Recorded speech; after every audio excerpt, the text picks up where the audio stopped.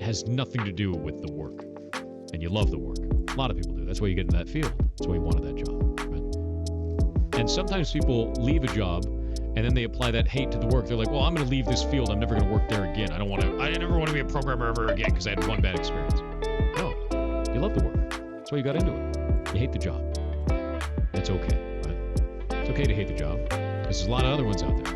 Don't hate the work. Right? Don't do that. And I think for me, the way that I split this up is I have my job and I have the work, and I get emotional fulfillment from the ferret rescue, and I get financial fulfillment so I can keep doing the things from stuff like the stream and the game sales.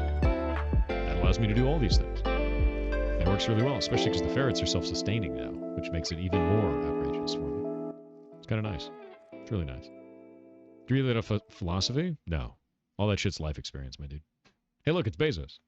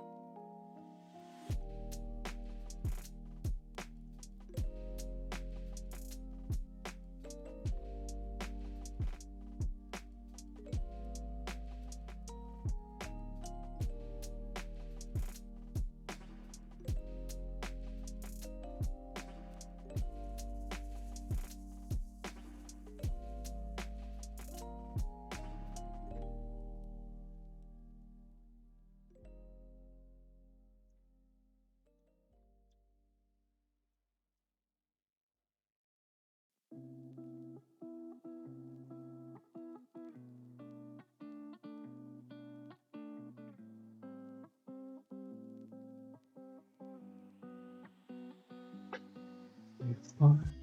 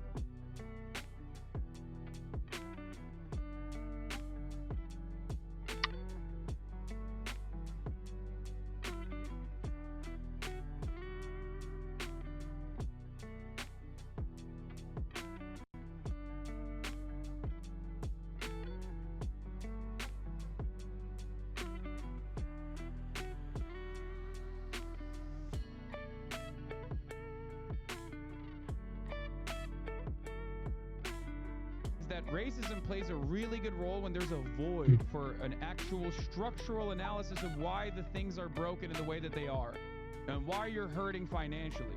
So he's both right and wrong at the same time. He's right in the sense that it's not just the deplorables and the racists, because there's plenty of them on the liberal side as well. We saw how quickly they fucking changed their attitude on immigration. Think about that. Think about how quickly they took on a Trumpian role. All it took was for Biden to say, I want to fucking fix the border. Series I want to experience after having learned Japanese. Yeah.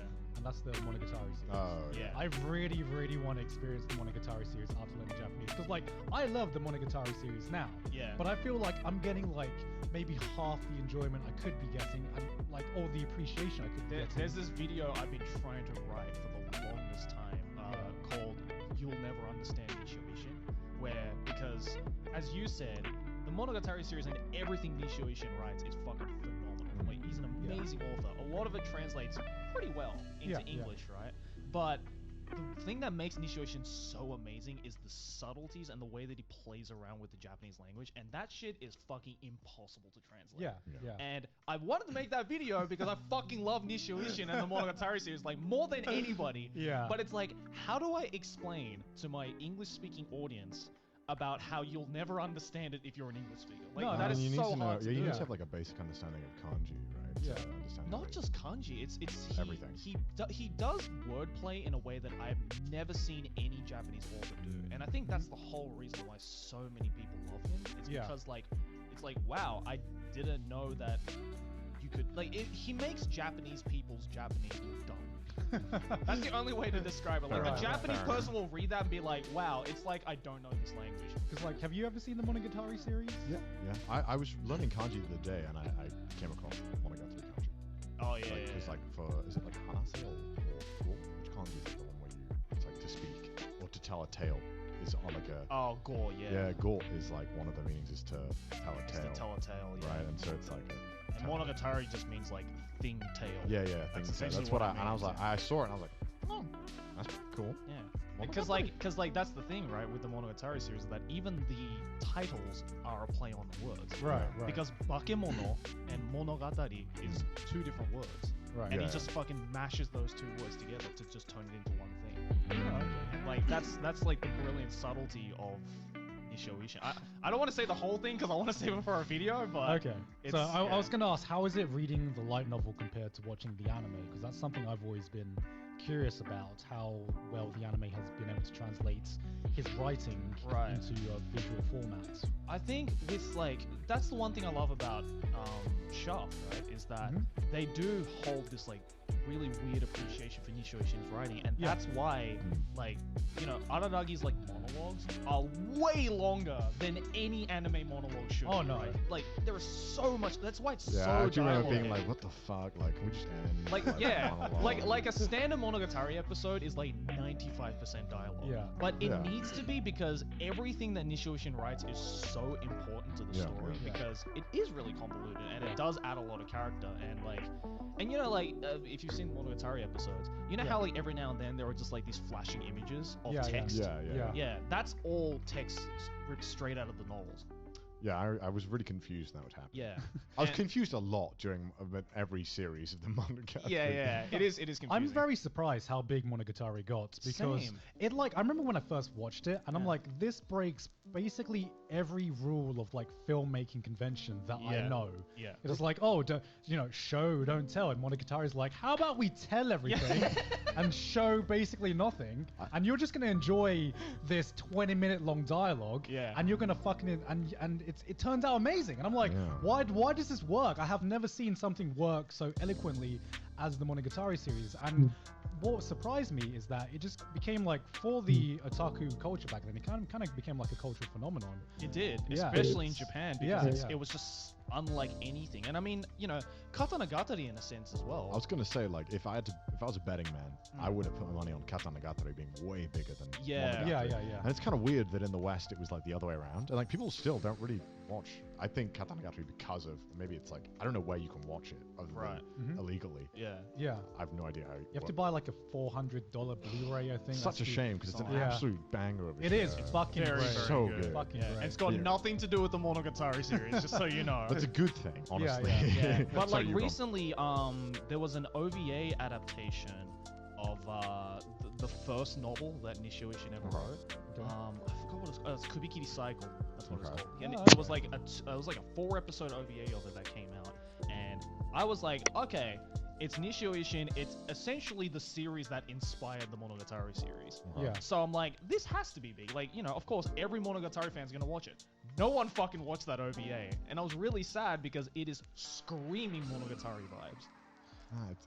It's weird because I liked the Monogatari series. I've watched. I don't know which part I got up to. I watched a lot of it. I mean, know there's there's- like there's there's like- like 8, Yeah. 9 There's seasons so right now. fucking many, bro. And I'm like a monkey when I watch anime. I'm like, I don't want to have to like think about like order and shit and like what Yeah. I'm doing. Just put something on, right? Like, I'm like, and sometimes with like I don't know what happened in between the series sometimes. Yeah. And because it's so confusing, there was so many times where I would start a season of one of that franchise, I don't know which fucking one, and I was like, am I on the right one or am I just confused because it's this series? Like, I That is wouldn't like know. easily the most like that is the number one question I get asked probably the most. is, What's the order? What order should I watch But the it- but Monogatari It's it's not but even even- that. It's not even that complicated. But, not. okay, but even though if you're watching it in the right order, it's such a confusing show that normally you can get halfway into the first episode of like season 2, right? Yeah. And you're like, is this season 2?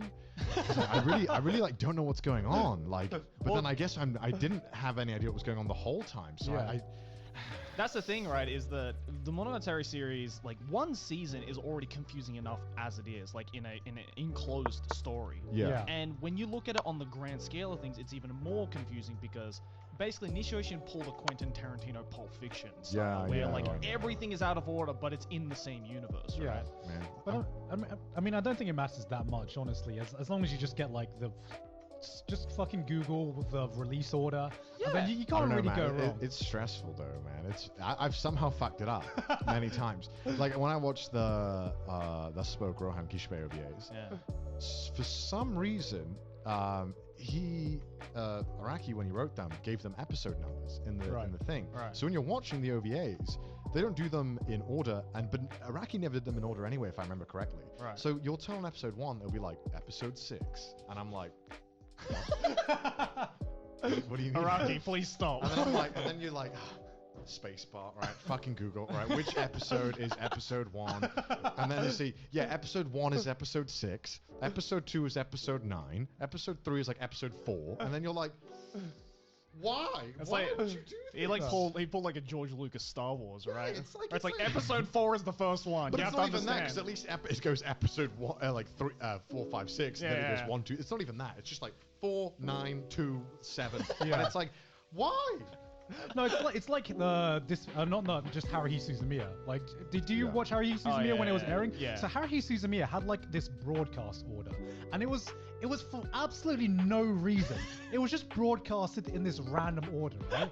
And people were like, I remember when it was airing, people were like, oh, this is like a genius move because it's kind of like you're piecing together the puzzle each episode. And now that it's like all aired now, like I'm pretty fucking sure that they aired it out the order because the fucking last episode chronologically was just the most anticlimactic episode Yeah. of the entire series. So they're like, oh, the best episode is episode 6. Mix it up. Mix it up. Just mix up the order, and people are gonna call it a genius Wait, move. so It the- wasn't genius. Tanikawa Nagata was just on crack. Wait, was Like- this the original Japanese broadcast? Yeah, they yeah, aired it yeah. out of order. Yeah. Wow. So they had. Because Tanikawa Nagata was on crack. I didn't know that. I only watched it years after, and I Yeah. think we mentioned this before, but I watched the movie first by accident. Yeah. Yeah. What a dumb mistake. Yeah, this guy, I think you mentioned it in episode 0, so most Yeah, people haven't yeah, seen it. yeah. This person watched the disappearance of Haruhi Suzumiya first, which is like, how do you do that? I was still less confused watching that movie than I was watching most of the Monogatari series. No, so if you don't know, they made a movie, right, of like the thing that like tied the whole Haruhi Suzumiya It thing was, up, yeah, right? the disappearance of Suzumiya Haruhi, which is the 4th light novel. Well, I don't- in the light novel. I don't fucking know, right? All I was is like, I just got into anime. I wanted to watch the best rated anime movie. You know, no one told me. And it still is the best movie. No one Dude. told me that I needed backstory, you Yeah. know, and I went into it and I watched it all and I was like, wow. You know, What did you think? Did you think it was a good movie? I thought it was shit because I didn't know what the fuck was happening. How can I think it's a good movie when I don't know anything? I remember being really annoyed with the like. Connor, I bet Connor just watched this right after school days and just like 10 out of 10, 10 out of 10. What the fuck is going on? What am I the These crazy anime one watchers here? are on crack. I think the school days was what broke the camel's back. Yeah. But it was definitely the Haruhi Suzumiya movie watching thing that definitely like made me think like reviews. So are have you sus. gone back to like watch the movie Yeah. since then? Or? No, I haven't. You haven't. But you've No. seen the TV series now, right? I watched the first season of the TV series. I got like 2 episodes into the second TV Right. series where they were repeating everything. Yeah, Endless Yeah. Eight. And I yeah. was just like, no. Okay. I'm not doing Yeah. this. I I'm would not say doing that this. I watched- Haruhi still is very much worth watching Yeah. in this day and age because of Disappearance. Disappearance is still my. It's probably my favorite anime franchise film of all time. I agree. And up there as one of my favorite anime films of all time. Yeah. And this guy apparently fucking hates it. So I think the whole series is kind of mediocre. I don't know. Wow. really, The first season was just fine, right? I was watching it and I was like, okay, I know this is a terrible comparison, but I was just like, man, this just feels like Toradora, but like worse. I don't know why. Like, what the fuck are you talking about? There's zero romance in I there. know, but How? because the whole setting reminded me so much of like Toradora and the way that it was set What, up. that it was set in a school? Yeah. Like every anime? I know this is like complete stupid opinion on my part, and I recognize this is a garbage opinion, but the whole time I was just like, I guess because it was just okay. I was very bored a lot of the time watching How to Yeah. Susan. The only thing that made me want to watch it was the fact that Crispin Freeman voiced Kyon. No, that's that that's shit the was best amazing. part of it. 'Cause Yeah, he was amazing, and what it was you a s- treat watching him. Yeah, what you said is like saying, oh yeah, Anohana was kind of like another because they have ghosts in it or whatever. You know, That's a fair comparison, Gone. I mean, I don't know, because like, okay, what show And they could both okay, start with A-N? yeah. Yeah, I know, right? What show can you compare Haruhi Suzumiya to? If you had to, the closest comparison. Here's the thing, like Haruhi Suzumiya inspired a lot of like. I came after that huge way. I became an anime fan after that huge thing that had its impact, right? So I think I came into it with like zero attachment to it in Yeah. any sense. Yeah, because I think the thing with Haruhi that I find really interesting is the fact that it's one of those anime that is like really weirdly tied to the period that it came out in, much like Lucky Star, I feel. Because like I think that's why I don't give a shit about either. right, because like the thing is like I fucking love both Lucky Star, especially Lucky Star. Like Yeah. I think it Yeah. was fucking amazing. But like the problem is that the references in Lucky Star and like the whole fact that it really reflected the otaku culture of the mid Yeah, yeah. 2000s is what made that show really funny in the mid 2000s. But Yeah. as much as I love Lucky Star, I can't really recommend it to people today No, no. because the scene has just completely changed. yeah, But does that mean you can recommend Haruhi Suzumiya today? yes, I can. Really? Yeah. because I think I ruined it for myself. yeah, you I think you, so. you basically just watched the climax. You Yeah. watched the climax before like watching any of the build up. Yeah. So now you just kind of ruined That's it. why I kind of don't feel bad for being like, yeah, I think it's not that good, because I'm like, I know I ruined it for myself, and it might have been. The good. only I way to don't like know. top that experience is if you committed to reading all of the light novel. I'll be dead before I read a light novel. I mean, there's only. I'm never reading I mean, a light I novel. did that, and like the final volume of Haruhi was like pretty fucking good. So you just have to sit down and read 9 volumes. I have no interest in reading a light novel ever. Because I remember like a lot of the elements in Haruhi have been done in other places now. Because like there's a lot of like self-referential humor in Haruhi, Yeah. and I remember when that was like an innovative thing. Like Yeah. remember when every fucking light novel wasn't trying to parody every other light novel. Yeah, yeah, And yeah. now it's just gotten so fucking lazy with its self-referential humor. Well, again, like that's the whole thing where it comes to like the time period, Damn, right? you guys Because, sound like anime boomers. we had it better back then. You should have No, shown because- the no, because, like, animes we had. in 06 when Haruhi and Lucky Star came out, like as you said, like the whole like self-referential thing, and I think the whole meta aspect Yeah. of anime was just so new. Like I remember It was such when- postmodernism. No, It it was was. so. It was so postmodern at the time. No, because like I remember like at the end of every Lucky Star episode, while the credits were rolling, there was no ending song for Lucky Star. What it was the scenes of all of the Lucky Star characters in a karaoke booth, but you were outside of the karaoke booth, so you could only hear them. But the conversations that they were having in the karaoke booth weren't characters having a conversation with characters. It was voice actresses having a conversation with voice actresses. Yeah. And people were like, of course, they're voiced by voice actresses. These aren't just characters on a screen, they're real people. And that meta was like, that was fucking cool, because no other anime did that. No, You're laughing. he is laughing. You don't understand. Sit down. You're gonna sit down, and you're gonna respect this culture. You're gonna respect this corner. I just don't care. It was cool back No, in the day. because back in the day, yeah. Meta, Boomers. meta anime, like I still think meta anime peaked with Monogatari. Oh, Like in terms of 100%, like light 100%. novel Yeah. like shows, adaptations, it kind of like peaked with Monogatari. And there's been other good light novel shows as well that Yeah. have been meta.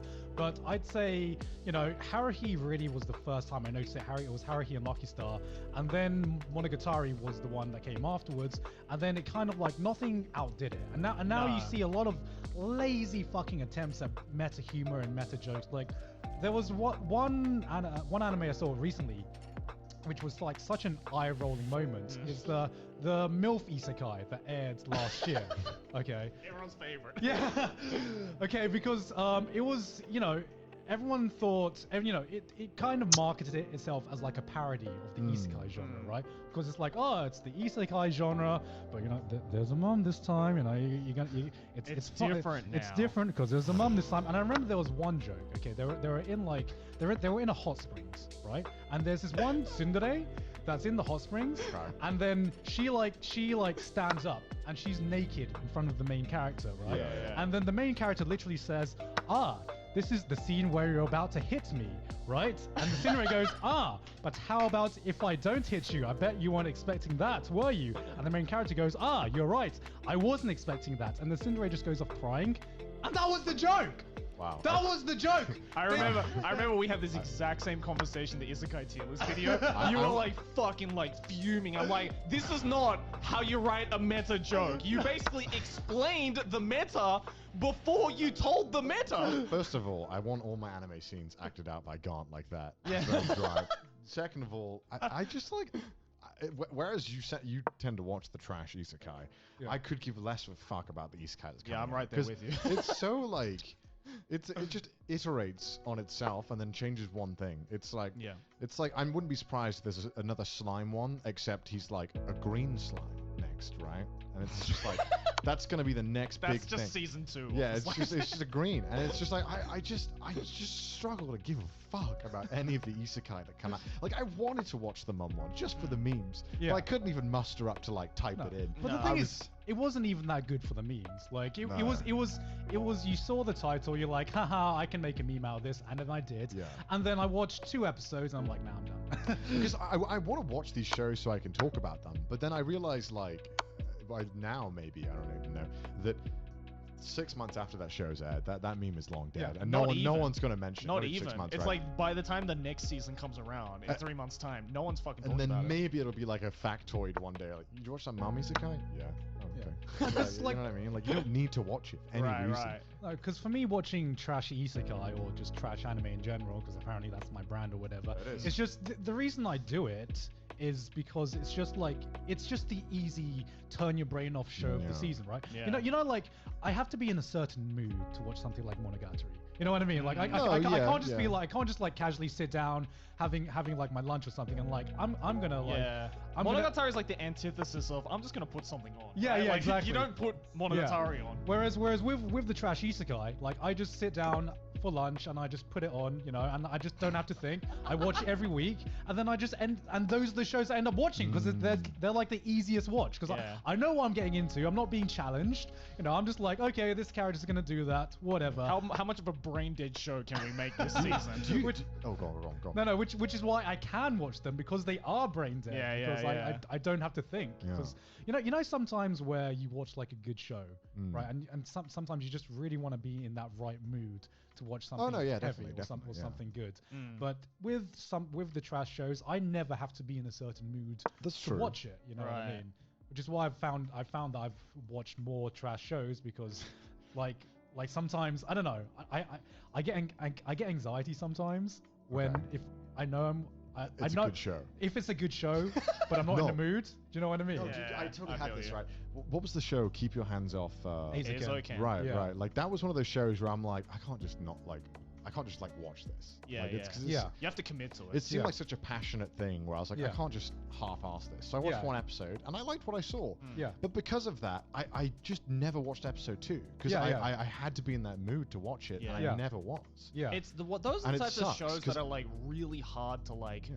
stop and then get back into. yeah. And, Right. and it sucks because I know that was a good show. Yeah. I know Yeah. it was, but I didn't care enough to like find that time to be like, I want to keep watching this. And Yeah. I No. feel bad because like everyone was like, this is the best show of the season. Yeah. Yeah. And I'm just sitting there like watching like the 100th documentary on Netflix, you know, like because I have no time.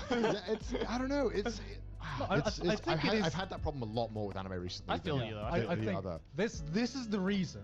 This is the fucking reason I still haven't watched Full Metal Alchemist. Okay. Yeah. Because I'm you just- know it's good and I you just, know it's good, and I'm like, because here's the thing: I can go years without watching or reading a manga of a series that I know I'm going to love. Mm. But I want to be in the right mood, and it might take years. It might take a fucking decade. Okay, like last year, I finally read 20th Century Boys, Okay. and it went from like I know I was gonna read this since I basically started getting into Yeah. manga Yeah. to okay, yeah, this is like I thought one of my favorite mangas of all time, Yeah. and it's fucking incredible. It's so but I good. had to wait like so many years to experience it because I just wanted to be in that perfect zone to read it, and I'm so glad I did because there are some shows. Do you have some shows that you think if you rewatch it you won't enjoy it as much? Oh, because yeah. you're not in the same headspace. like, Yeah, like 100%. 90%, I think. Yeah, I yeah. think so. Because I feel like that's why I can't. I can never get behind watching anime weekly. Because to No, me, I can. I can't. I can't can't because do it like anymore. I'm always in a different headspace sometimes when I'm 'cause watching a show. There's some shows that like transcend that, and like they're so hype. Such as. Attack on Titan. Watching that weekly was like hype as fuck. Every single week, no matter what. That one day it came out, Yeah. I was hyped as shit for that show. Because I binged that whole series. Right, Yeah, but yeah. like it was such a good episode by episode that like even though it sucked to have to wait a week. Yeah. It was like Yeah. so good because that one day in the week you got like a treat, and it didn't matter how bad your mood was or where your headspace was at.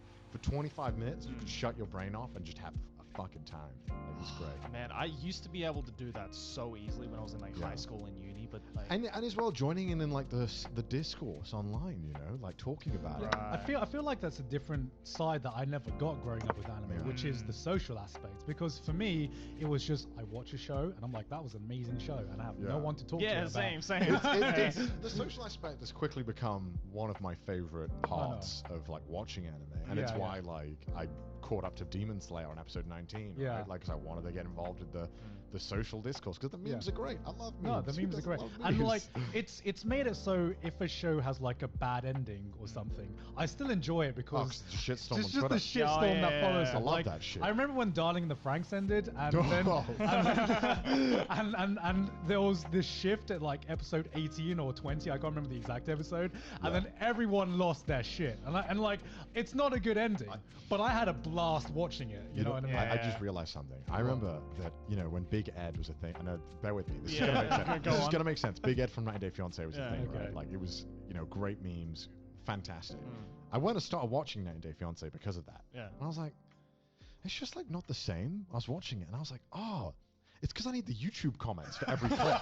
Because it's like one thing to have a clip is it's funny, but when Yeah. there's like just the perfect YouTube thread Yeah, roasting the yeah. shit out of Yeah, it, yeah. it's so funny. Oh yeah. And like, and also when someone's an asshole on a TV show, you want to be like, everyone else thinks this guy's an asshole, right? Let me go and check the comments real Yeah, quick. yeah, yeah. Because do you get this now where you watch some YouTube videos or clips from shows or YouTube video where they do something in the clip and that's the moment where you open up the comments, you're Yeah. like, I hope everyone's talking, I hope everyone's talking about this. And that's what I love about watching Anime Weekly is that you get that kind of like, everyone's going to be talking about that thing that just happened on Twitter. Yeah. Like it's going to be Right. fun. I love joining in on that. But then Do- like you said, oh, go on. Go Do you ahead. ever get personally offended when you go on a YouTube video and then the comments comments are disabled. Like, Oh, even if yeah. it's something you never wanted to comment on, or you never Oh, like, yeah, if yeah. it's just most of it is like anime trailers or Yeah. anime openings. Sometimes I see the comments are disabled. I'm like, I don't know why, but I feel offended. Yeah, I'm I- just I'm like, like- you fucking pussies. Yeah, I turn like American for like 5 seconds. I'm like, free speech, stand. Where's my Second Amendment? I don't know. Yeah, but like going back to what you said earlier with the if you rewatch the show not in the right headspace, like, Yeah. I just for some reason I was like, I'm pretty sure if I rewatched Darker Than Black, I wouldn't think it's that good of a show. But I remember No, really I agree liking. with that. I remember Yeah. really liking that show. Yeah. And I'm happy to leave that memory. There's a thinking- lot of Yeah, shows yeah. like Thinking that it that. was Like at a that lot time of shows period. like that of that time. Like Ergo Proxy for me is one of those. Yeah, Yeah, yeah. I rewatched Ergo Proxy. I don't think I'd like it. I don't think I'd like it as much, but when Yeah. I watched it, I was in that like perfect like Right, angsty like big brain boy mode where I was Yeah, just yeah. like, yep. There's a lot of Keep me out. shows that Yeah. I'm just living in that bubble. Where I'm, Yeah, like, yeah. I'm happy to talk about these shows, but I never want to rewatch them. No. Yeah, because like for me, the one big show for me is Kado no Kyokai. Yeah. I watched it when I was like in a really dark headspace. Mm. I watched this one with the blood sword. No. That's No. Beyond the That's Boundary. Beyond That's, the a different Boundary. one. Oh, okay. I thought we were talking about Beyond the Boundary. No, Which one are we talking about? He said Beyond the Boundary. Yeah, It's yeah. Kado no Kyokai. Yeah. It's Kyokai no Kanata is Beyond the Boundary. Oh yeah, that's yeah, that's yeah, it. yeah. Oh, Yeah, my that's it. God. I was like, what the fuck's the Japanese title of that? yeah. That's the one with the pink-haired girl in the glasses with the Yeah, blood yeah. sword. It's yeah. it's the about swan. it's the one with the assassin who has Yeah, like I the just- yeah, death yeah. eyes or whatever. Yeah, yeah. But yeah, I was in a really dark headspace when I watched that, and I've become. no, but like it was one of those series that I don't want to be that guy, Mm. but it was like kind of life changing for me. Like because Okay, now we need to know. Please explain. How did that Please, change your life? please no, elaborate. because like I was like I don't want to get into too much in the detail, but I was like in a headspace that I was like kind of like the lowest I've ever been in my life. Mm. And then I watched this series and it connected with me on a level that nothing else could at the time. Mm. And it kind of like really changed my perception of the world and everything like that. And because of it, it's like one of my favorite anime of all time. Mm. But because I'm not in the same headspace that I am now that I was back then, I'm Right. so fucking terrified of rewatching it. Because if I Yeah. rewatch it and I just don't get that same connection, then I'm like, I don't want to lose that. I don't want to That's true. lose what that series Mm. gave to me at that time of my life.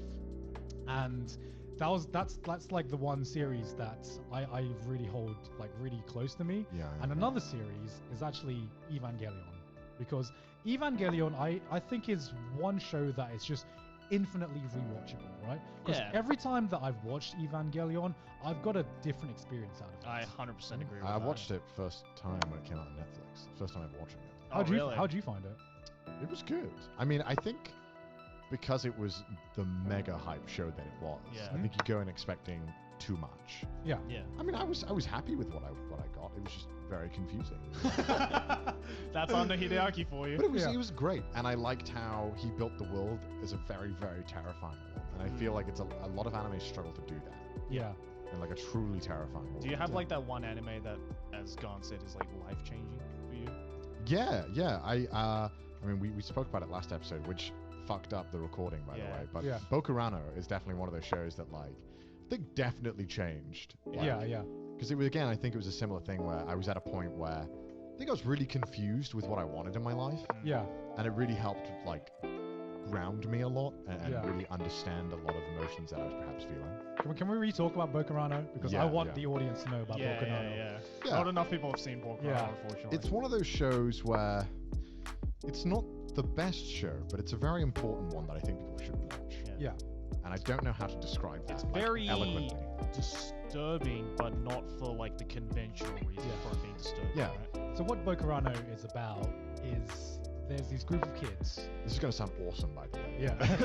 No, because it sounds like an Evangelion ripoff. It really right? does. Because there's these group of kids, and then they're like I think they're on a school trip or something. It's been a while since They're I've on a seen school it. trip. Yeah, and then they find this. All I remember is they find this cave with a talking head or something like No, that. so there's a guy in a cave, and Yeah. he's like a middle-aged man working on like a PC in a cave. Right. It's really weird setup. Yeah. And he basically asked them, "Do you want to play a game?" Would you like to play a game? Which, you know, anyone asking you that ever with a bunch of kids, an immediate no. And then I think they all get on a scale or something. They all take Yeah. turns. He measures them, and then whatever happens, and Yeah. then suddenly they go outside, or it happens later on that evening, Yeah. because we get to know these characters a little bit. There's like, how many kids is there? 12? It's like 12, 13. Yeah. Something like that, something around like that many kids. And then they get teleported into this huge mech, and there's this scary floating head that's like talking to them, and one of the children has to pilot the mech. Now we're gonna go into spoilers a little bit, but Yeah. it's episode 1, so I'm gonna spoil the premise a little bit too. But Yeah. so one of the kids pilots the mech, and they're fighting another mech, and it's to save the world that they're told from Yeah. this floating head character. Very intimidating character. So they win the battle. Hooray! They all win. They all celebrate, and they go outside. They stand on the mech, and then one of the kids just drops dead and falls off the mech. And they find out that each time this mech comes back and they're summoned, one of the kids has to pilot the mech, and when they do, they're gonna die immediately after. Yeah. But it's to save the world. Yeah, and what the real beauty of the show isn't really the mech battles or the mech fights. It's more of the fact that these kids who have to pilot the mech to save the world, like it's basically kind of like a Monster of the Week kind of show, right? Yeah, Where yeah. every week a new monster comes along and another kid from that group has to pilot the mech. But it's about the backstory of each of the kids and just having to deal with the fact that they're gonna die. Yeah, They're just it's gonna very- die. And They- in like really realistic ways as well. Like these characters are very believable. It Yeah. makes me like uncomfortable, even like thinking back to like the emotions it brought out in me. Yeah. You Yeah. know, like I get like very like, you know what I Oh, mean? like- Like, Yeah. it's a really, really brutally honest look into like the human condition and Yeah. life, and especially how it's, you know, a lot of these kids from a lot of different backgrounds. Some of them have it easier. I remember there's a one kid who's the stereotypical piece of shit. You know, Yeah, his yeah. dad's spoiled, Of right? course. Yeah, right. Yeah. But there's some of the kids, you know, who I think there's one kid who's like 16 or whatever, and he's looking after his two siblings. yeah, And it's brutal because he's the one who's raising his two sisters, I think. yeah. And it's horrible seeing him have to like come to terms with that he's not going to be able to look after his sister. It's really it's brutal. It's something that just disturbs you on like a level that you can't really It's so describe. raw. It's so realistic. Yeah, yeah. No filters Yeah. whatsoever. And like yeah. it's something that really was like not many people have watched.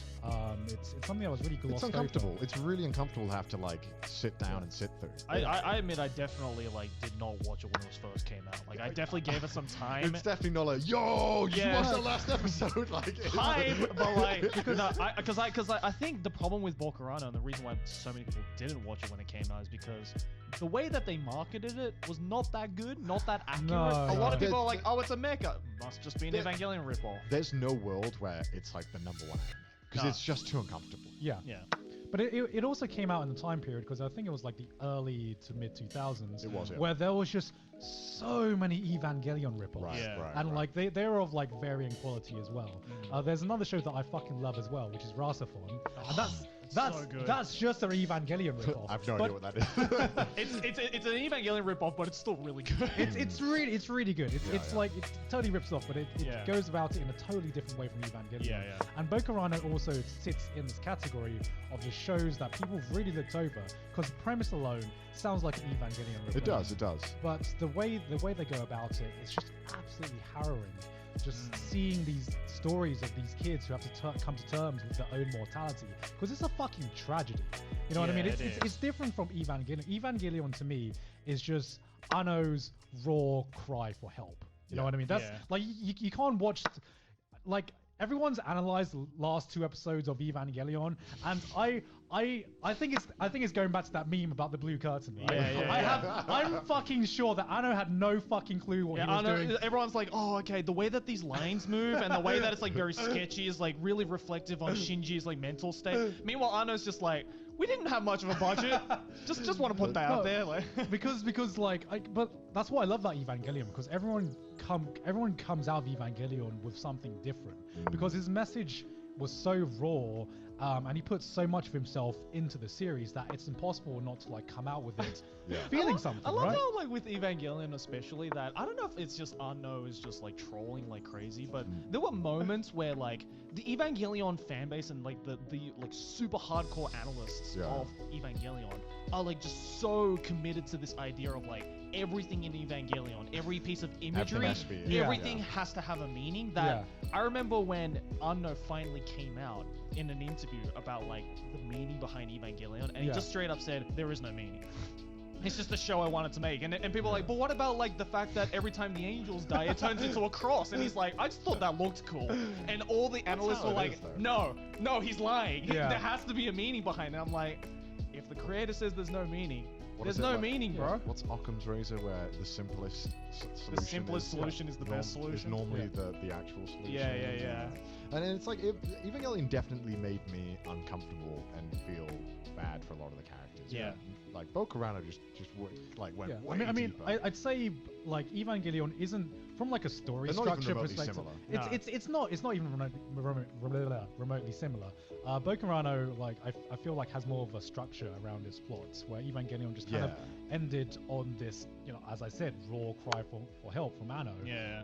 But Bokurano was definitely here's a group of kids dealing with something that's very, very uncomfortable, and you're gonna feel fucking awful watching and, this and show. like it's not even the worst part that like kids are gonna die.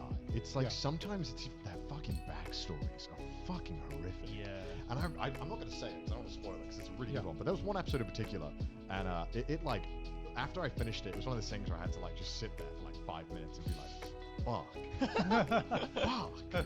Like I don't know if you can remember all the episodes. I There was don't, one or two yeah. plots that like one of the stories where I was just like, oh Jesus Christ. It Yeah. was right at the end of the Yeah. episode. And you Mm. think that you expected everything, right? Yeah.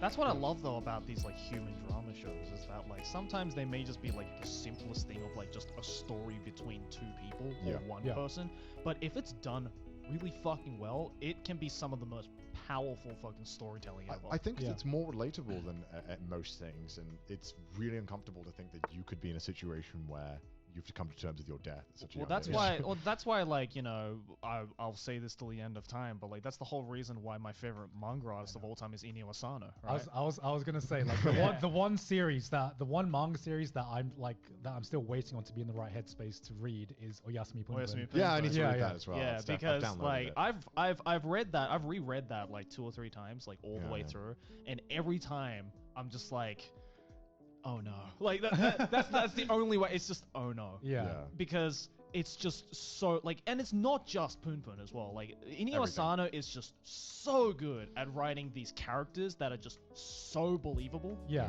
And it's really disturbing when you see these characters, these very believable characters, run into these very believable and horrifying situations, and you're just like, Fuck. if this isn't like based off like a real person's life, then Yeah. that's just scary in and of itself, could because think up this that. guy can just think of stuff like this Yeah. Yeah. and present it in a way that is just so terrifying.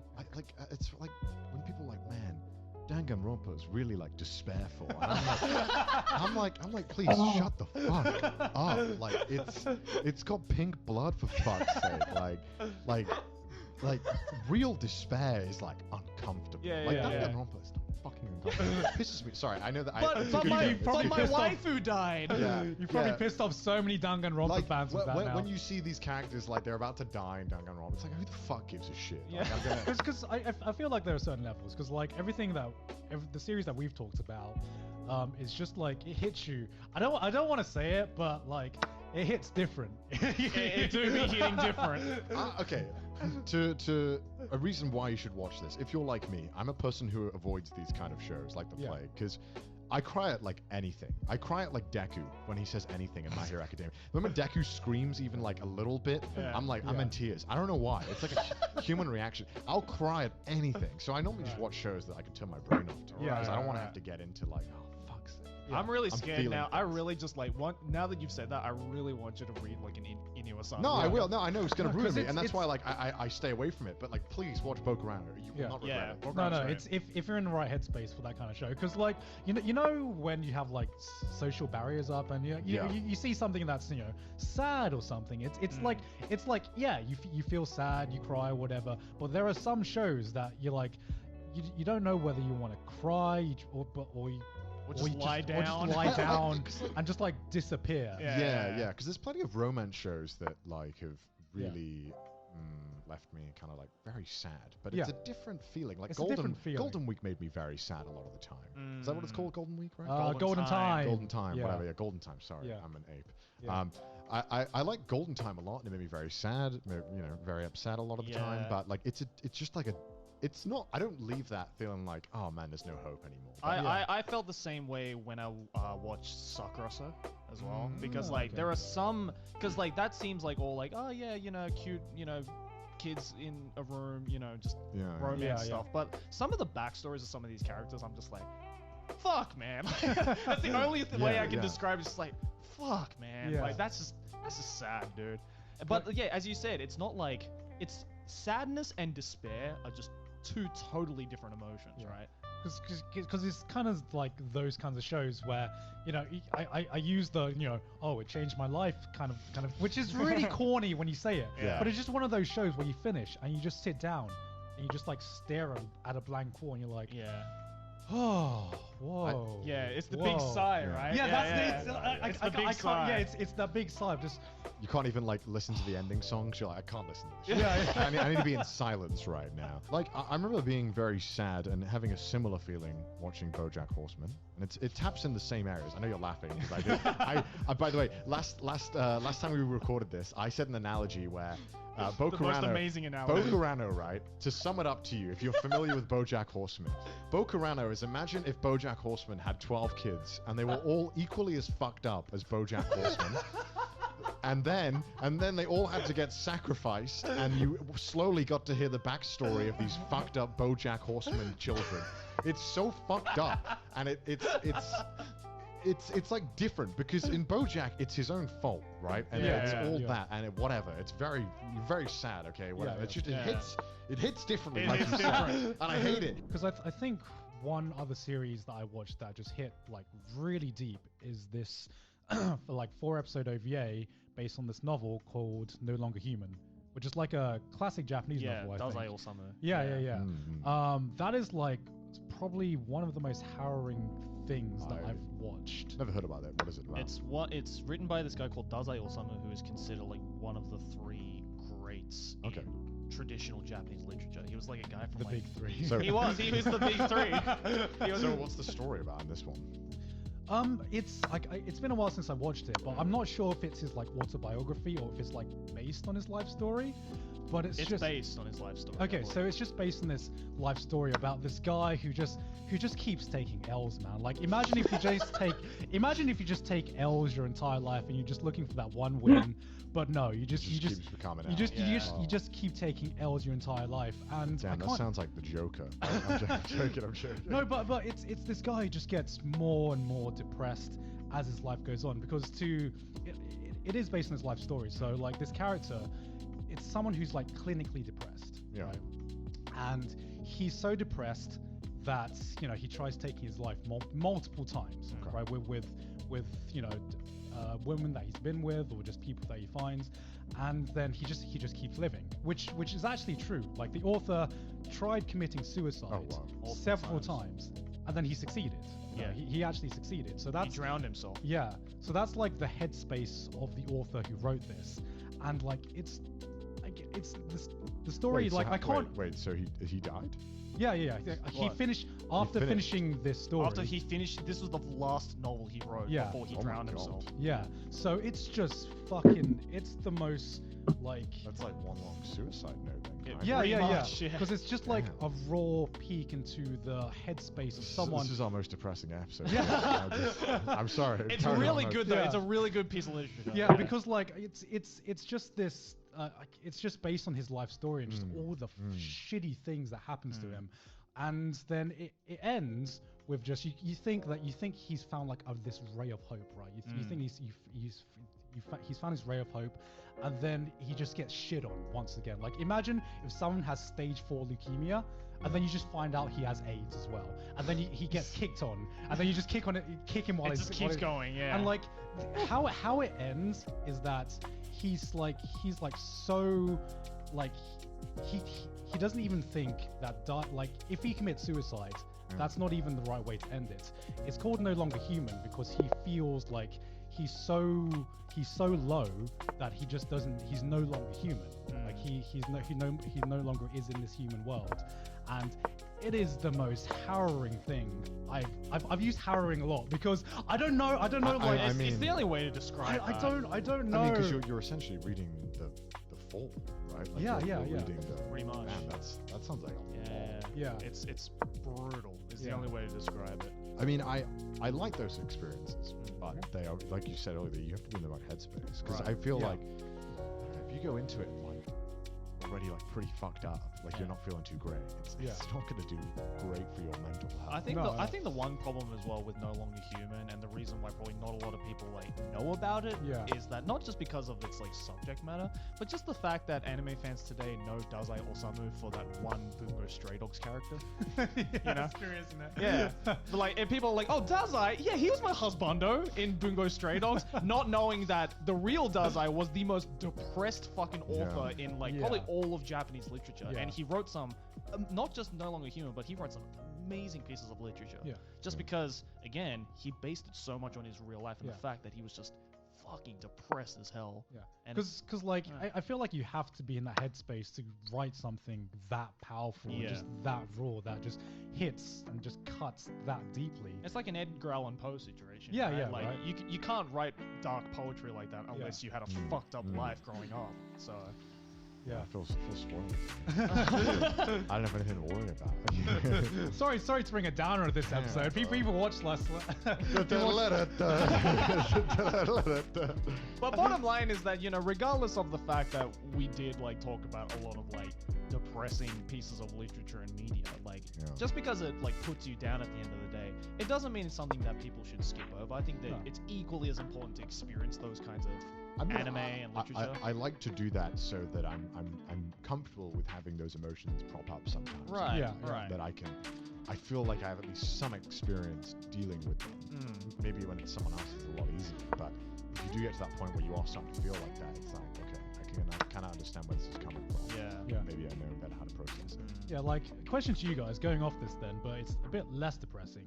Has there been any shows or any anime in your history that has like affected you in any way? Not just like in the negative aspect, obviously, or just rethinking life, but just like Black Butler. You definitely had to rethink life after that one. Bro. I think for me, like, the one, as much as I hate to use the word change my life, for me was like, and this is gonna sound cliche as fuck, but Clannad was one of those.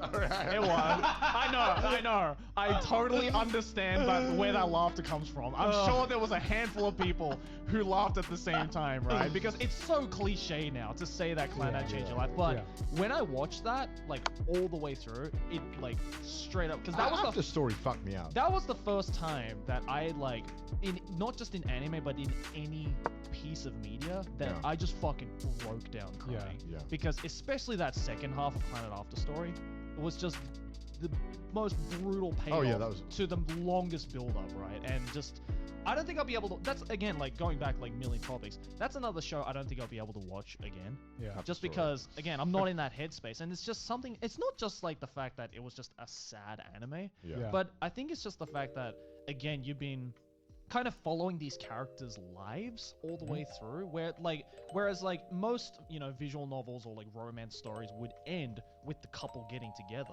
Yeah. Clannad took that one step further and showed you, as the title says, the after story, right? Of like Yeah. what happened. And I think just seeing that made these characters even more relatable to me. And that was the first time where I was like, you know what?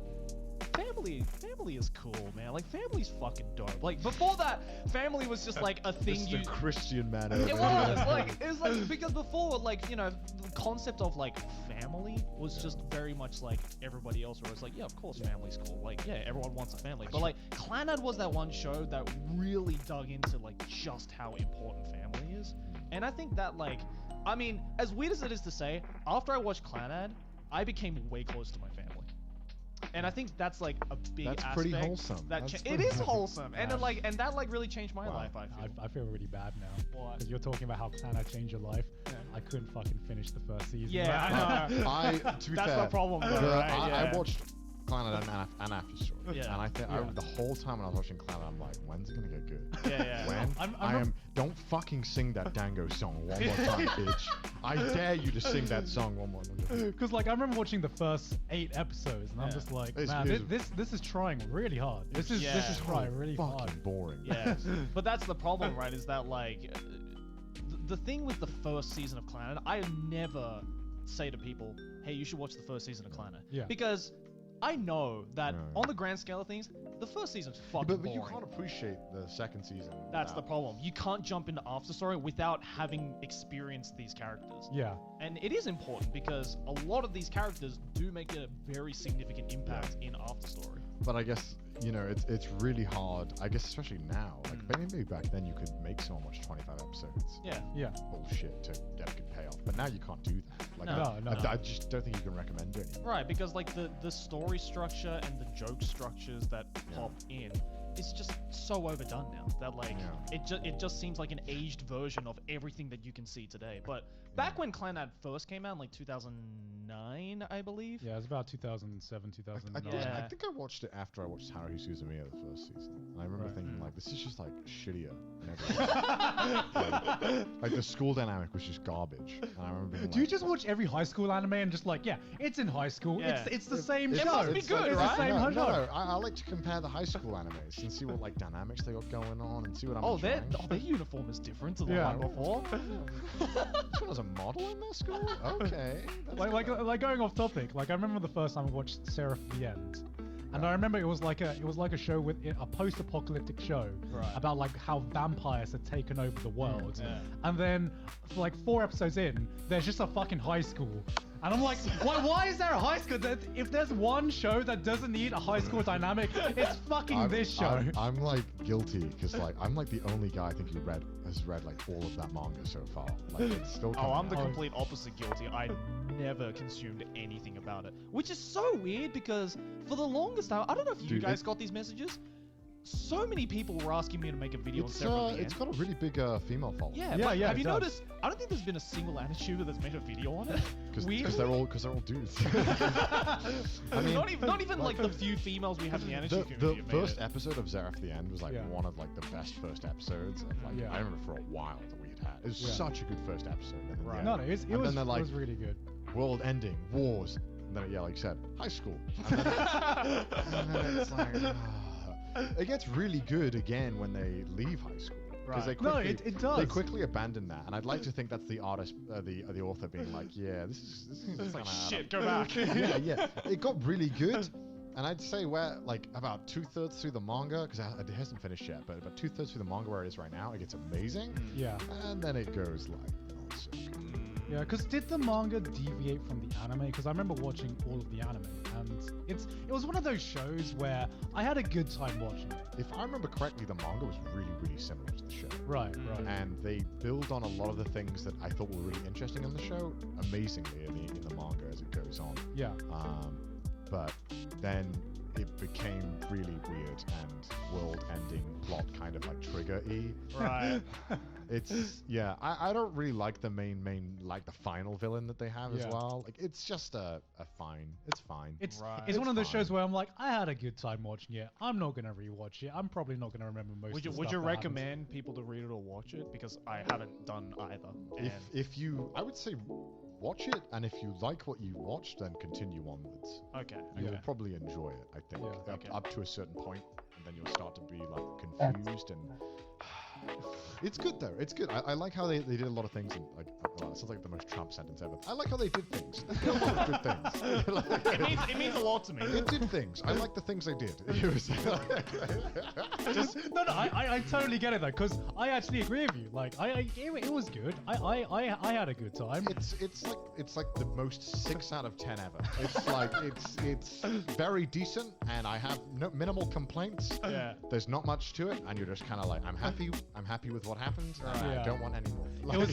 It was before I had like 5 isekai to watch every season, and this just Yeah. took the space of that. Where This came right after the Hyper season 1 of Attack on Titan. Yeah, yeah, it right? did. And okay. I remember everyone was hype as fuck for this anime. Yeah. And then it like fell off. Even though I thought the Yeah. anime was pretty fucking hype. yeah, it just didn't take off, and I don't know why. That's the It's thing, weird right? as well because the anime had like an amazing like fight scene. It like Yeah. like an orchestrated like fight, like they were hunting down these vampires. Really Yeah. cool episode. And for some reason that wasn't enough hype. It's one of those shows that weirdly, like, I hear so People many still people talk about it. talk about, but I don't really see anything about. You know what I mean? Like, Yeah. Because I think people who read it are really, really into it. Yeah. I mean, it's good. I think the problem with it is that it just kind of lacked its own identity when it first aired. Because I remember when it first aired, I think like I made a joke that it was like, oh, it's like Attack on Blue Exorcist with gay vampires or something It very along those much lines. is like an amalgamation of a lot of different aspects. Right, Yeah, yeah. And the main character is kind of annoying.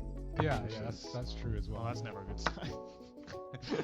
It's annoying because it's like I like all of this, Yeah. but we're getting a lot of this one thing that I'm just kind of wish would just be a little less like potent, you know.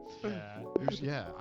There's a lot of shows like that though where Yeah. I've read the manga after it and no one really spoke about it, and I was like, I don't really know why. Like I a read certain this. Black Clover. Black Clover. I didn't read. Hey Black Clover. man, Black Clover is good. I'm repping Black Shit, Clover, I shouldn't man. have said that now. He's gonna go off for like 40 minutes about it. My monkey brain's like taking over now. Like, Black Clover, Black Clover. For some reason, I always end up reading the manga that no one fucking talks about or gives a shit about, and I don't know why. I think because I don't know anything, I find it more interesting because no one talks I'm about it. definitely in that phase right now. Yeah, where I'm yeah, just yeah. like, I just want to find the weirdest fucking like unknown manga and just like talk about it. Like okay, like I know it's not unknown at all, but I read Terraformers just Yeah, because yeah. like no one speaks about it, and I remember liking what I saw of the anime, which is funny Yeah. because the anime adaptation was Horrible. Horrible. But I remember enjoying the concept, so I Yeah. went back and read all of it, and I had a fucking great time. Yeah, They- Terraformers is awesome. It's amazing. You should definitely read it if you get the chance. Super gory, terrifying cockroaches. Yeah, Great time. really good. If you've seen the thumbnail that Connor has made about his cockroach story, that's a terraformer cockroach. Yeah, Yeah. let me give you like a 30-second pitch, right, on Terraformers. So there's an expedition to Mars, and there's these cockroaches that are like absolute Giga Chad cockroaches, like the most, like gym bro cockroaches, Yeah. and then they want to bring them back to Earth to see why they're like this. Yeah. Who made these cockroaches like this? Because there must be some reason. Why are they so Yeah, Chad? and then it turns out that these guys can fight, and then the humans get injected with bug DNA, insect DNA to become superhumans, but then they still keep getting destroyed by the Giga Chad cockroaches, and it's just a great war. It's a great time. Lots Yeah. of politics, lots of Game of Thrones politics-esque things involved. Yeah. It's fantastic. Lots of deaths. Yeah, it's great because you would think that a really straightforward plot where it's about action, big cockroach fight big bug boy, Yeah. but then it really quickly. Bug boy. Because for the That's such a perfect way to describe big bug boy. Oh, you big bug boy. Because you'll never feel as excited for learning one bug. Like, because I remember thinking when I was in like high school, the mantis shrimp, coolest bug in the world. You know Yeah. what a mantis shrimp is? Is that a Yeah, bug? is that the one that like punches? It can punch at like the speed of sound. Oh yeah, And it punches so hard that it can't be contained in an aquarium. 'cause it Oh, I breaks. remember Yeah. that But chapter. this thing is like tiny. yeah. right? Yeah. And then when they made like a human formed with a mantis shrimp, I was Yeah. like, bro, I know what that is. And then he was OP. He was pretty Yeah, strong. yeah. But I've gone off topic. But because I remember you read like 80 chapters of this thing, thinking that it's just gonna be like big man punch bug man, like, and like that's fine because you're down for it. Then it quickly turns into like, but wait, if Earth was trying to take over Mars and get these samples, there would be a lot of fucked up politics involved with which Yeah. country is going to want Yeah, what. yeah. Yeah. And so it divulges into a lot of that. It's really fucking Yeah, interesting. the world building's done really It's fucking well. super fucking good. I Yeah. really recommend it. Sorry, that turned from a 30-second pitch into a whole discussion, but it's a great manga. And if you like something like Gantz, something like that, you'll probably feel right at home. Yeah, I think I read it just after I read Gantz because I was looking for something It's very. perfect for that kind of. Yeah, like, I was demographic. in like that edgy teenager phase It when is I just. literally edgy. I was literally living my edgy teenager phase like 6 months ago. I read Yeah. Gantz, I read Terraformers, like I don't know why. Sometimes the edgy teenager phase, like you never grow out of it. You know Yeah, what I mean? yeah. Sometimes I fucking love going back to my edgy teenager phase because I really want to reread Gantz as well. Gantz is fucking great. That's like that defined what I was into as like a late teen. Yeah. It's so good, Gantz. It's like aliens, there's- sexy girls, gore. Yeah. Sign me Dude, up, when baby. he starts just like, okay, there's a scene in Gantz, and like, I guess because you're used to the normal dynamics in anime, Yeah. where they're like, oh, a hot girl turns up and he wants to have sex with her. But then he actually just starts No, fucking her. yeah, in Yeah, the he just hallway. starts fucking her. I'm like, who is this Chad? Like, I've never seen such a big Chad in anime before. What the fuck? I was on the train reading this as well. It's Yeah. a terrible manga to read on the train yeah. because every time I'd flick the panel, there'd be naked tits and Yeah, stuff. yeah. I'm like, And that sex scene in the manga is so It's long. so It's so long. it's so weird that it's like not even remotely like a realistic depiction of sex. It's so weird because then suddenly she's obsessed with him after it. It's so Yeah. Yeah. But the one thing that's amazing about Gantz, and I would like to sell people on, is one, the monster drawings and the level Yeah, of detail. because this is Yeah. why you Insane. do not want to watch the Do not anime watch at it. all. Please don't watch it. Gantz is like peak mid 2000 Gonzo CG. Yeah. Like It's it's like you think awful. CG It's today is bad. hilarious. Watch Gantz and you just see how bad CG was back then. Yeah. There's I, so I many. just remember drawings. the absolutely just messed up CG of like even the opening where it's just like, let's see how many times we can rotate this camera and just Hopefully- make everybody sick. Hopefully we have it on screen right now so you can see. Oh, it. God, yeah. It was a the- good song. The opening was a fucking banger. Oh, though. that song was so Yeah, good. Like, Rip Slime, man. Rip Slime, fucking, but like fucking every great. time I watched it, I was like, I'm about to throw up. Like it's so dizzying. If you enjoyed the good parts of Darling in the Franxx, like the mystery and not knowing anything about the world and wondering, like, oh my god, how does this all function? Yeah. If you like that aspect of world building, you'll love Gantz. Yeah, I was really impressed by the world building in Gantz because not to spoil how it ends, but like the actual ending of Gantz itself was like very, very anticlimactic. Questionable. But the actual answers was like that kind of was like that was kind of like that, you know, that big brain like Yeah, meme yeah. that was like, oh my god, like it's fucking great. Like it's Yeah. one of the few series that I've seen that has built up this huge mystery and has delivered on it. You know what I Yeah. mean? And has delivered on an answer that like I'd say it's satisfying. the actual ending is not great, but the answers for the main mysteries were very satisfying. So Yeah. it doesn't end amazingly, Yeah. but the explanation for all the stuff that was happening is very cool. Yeah. And I thought it was really interesting. But there's also some stuff in the manga that did not age well. Bro, like what? Oh, I don't. Oh, you know what to say? Yeah, everyone who's read it will know what I mean. Yeah. But there's a part where like a character does blackface and suddenly it like turns Oh my god, I completely forgot. like there's Oh. so I haven't read it in so long. I there's genuinely like, don't because remember. Oh I my read it like God. 6 months ago, and there's Yeah. like a scene where one of the characters goes to shoot up a thing in public. He goes to do a public shooting. That's Yeah. that. Oh my. And Now that It's like really that's bad. that. Oh, that is the most It is yikes. awful. That's the most yikes moments Because- I've ever thought. Please don't cancel Okuhiroya, please. Alright? Because it's like it's a normal Japanese guy, Yeah. and then he wears blackface, but then he just is drawn like an actual black guy, Yeah. and it's really, really uncomfortable. Right. to Yeah, read, yeah. Because you're like, I don't really know. Yeah.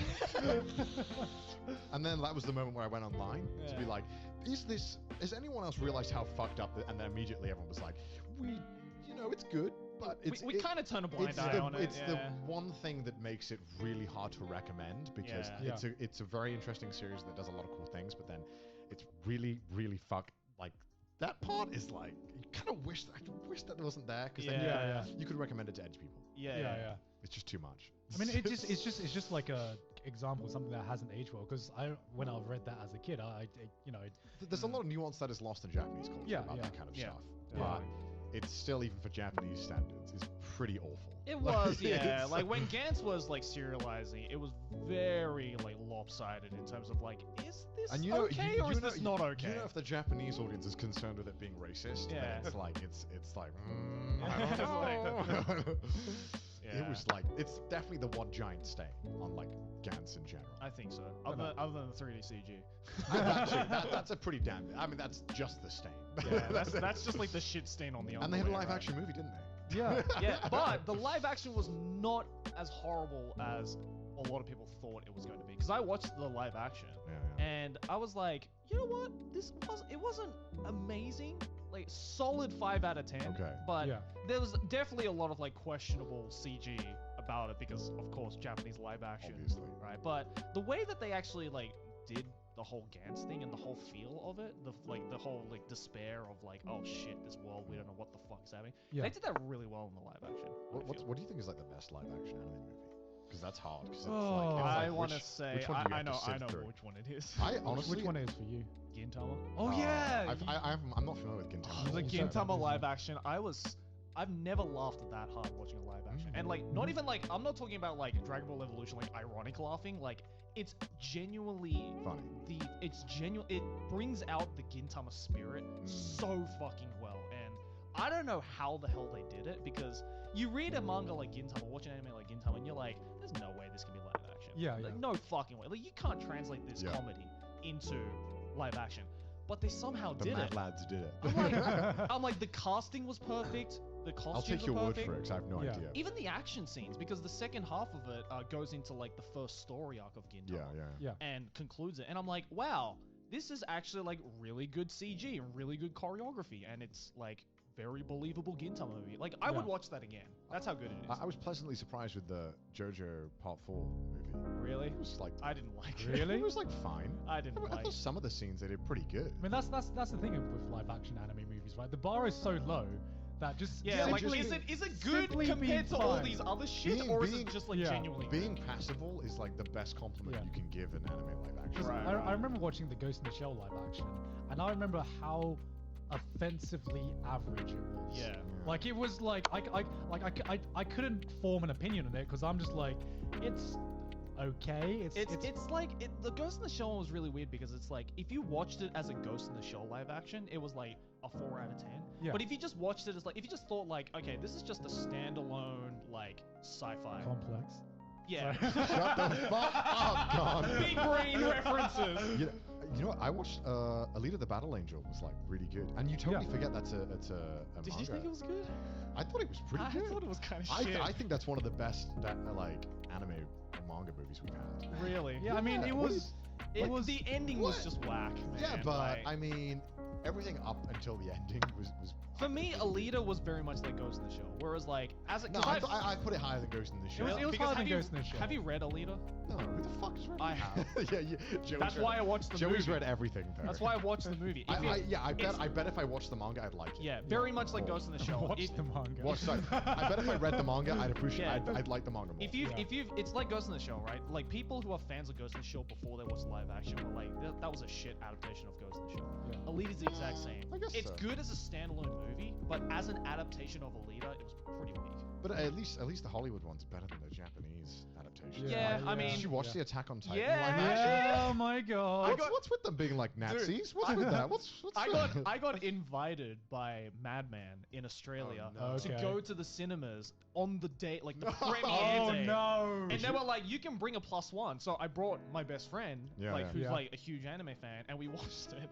And we just kind of sat there as the credits were rolling, and I just looked over and I'm like, how was that? My friend's like, I know you got me in for free, but I want my money back. That's what he says. He's like, I'm like, you know what? I kind of have to agree with you there, man. Like, No, because I like my cousin who I've been trying to get into anime for like ages. Biggest normie you can kind of think of. And then I was like, Breaking Bad. I was like recommending Attack on Titan because that's like one of the perfect gateway. Yeah, yeah. It's Attack on Titan, and then he fucking ends up watching the Attack on Titan live action, and he is like, yeah, that wasn't very good. I'm like, Why? God damn, Why? you were almost there. You were this close, and now whenever I recommend Attack on Titan, I'm like, no, just trust me, the anime is Yeah. so much better. He's like, but like, is it the same story? But like, you don't get it. you might Just- not know, but there's this character called Levi. He wasn't in the live action because they couldn't pronounce his name. People- You know that's the reason why they cut him out, right? Oh really? The reason why Levi's not in the live action is because they were like, these are Japanese actors. I don't think they can pronounce the V sound. And I'm like, you do realize this was written by a Japanese Yeah. person. Yeah. So it's- That people like that are the reason why microwaves come with instructions. That's like you.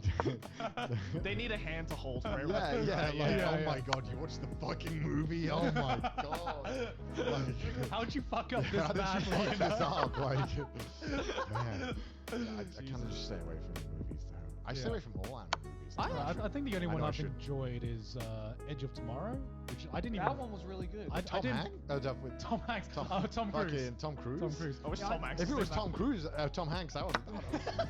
Yeah, I didn't realize because I didn't even realize that was based on a manga, Yeah, it's All You Need Is Kill. which is like the edgiest title ever. Yeah. All you need is kill. All You Need coming Is to Kill. you next it's actually, summer. It's actually based off a novel that was Yeah, then yeah, later yeah, I adapted heard into that. a manga that was written by Obata Takeshi. who's the Ah. illustrator for Death Note. Right.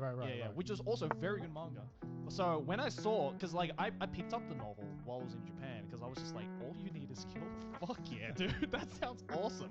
And I read it, and the novel was really good. Yeah. But then, like when they were promoting in the bookstore, they were like, Tom Cruise movie coming out soon. I was just like, Oh no. Oh, don't do It's this. gonna be worse. Please, Tom, don't do this. But of course I had to go watch it because I'm like, all right, this is probably gonna be shit. Let's go Yeah, watch it. yeah. I'm like, all right, you know what?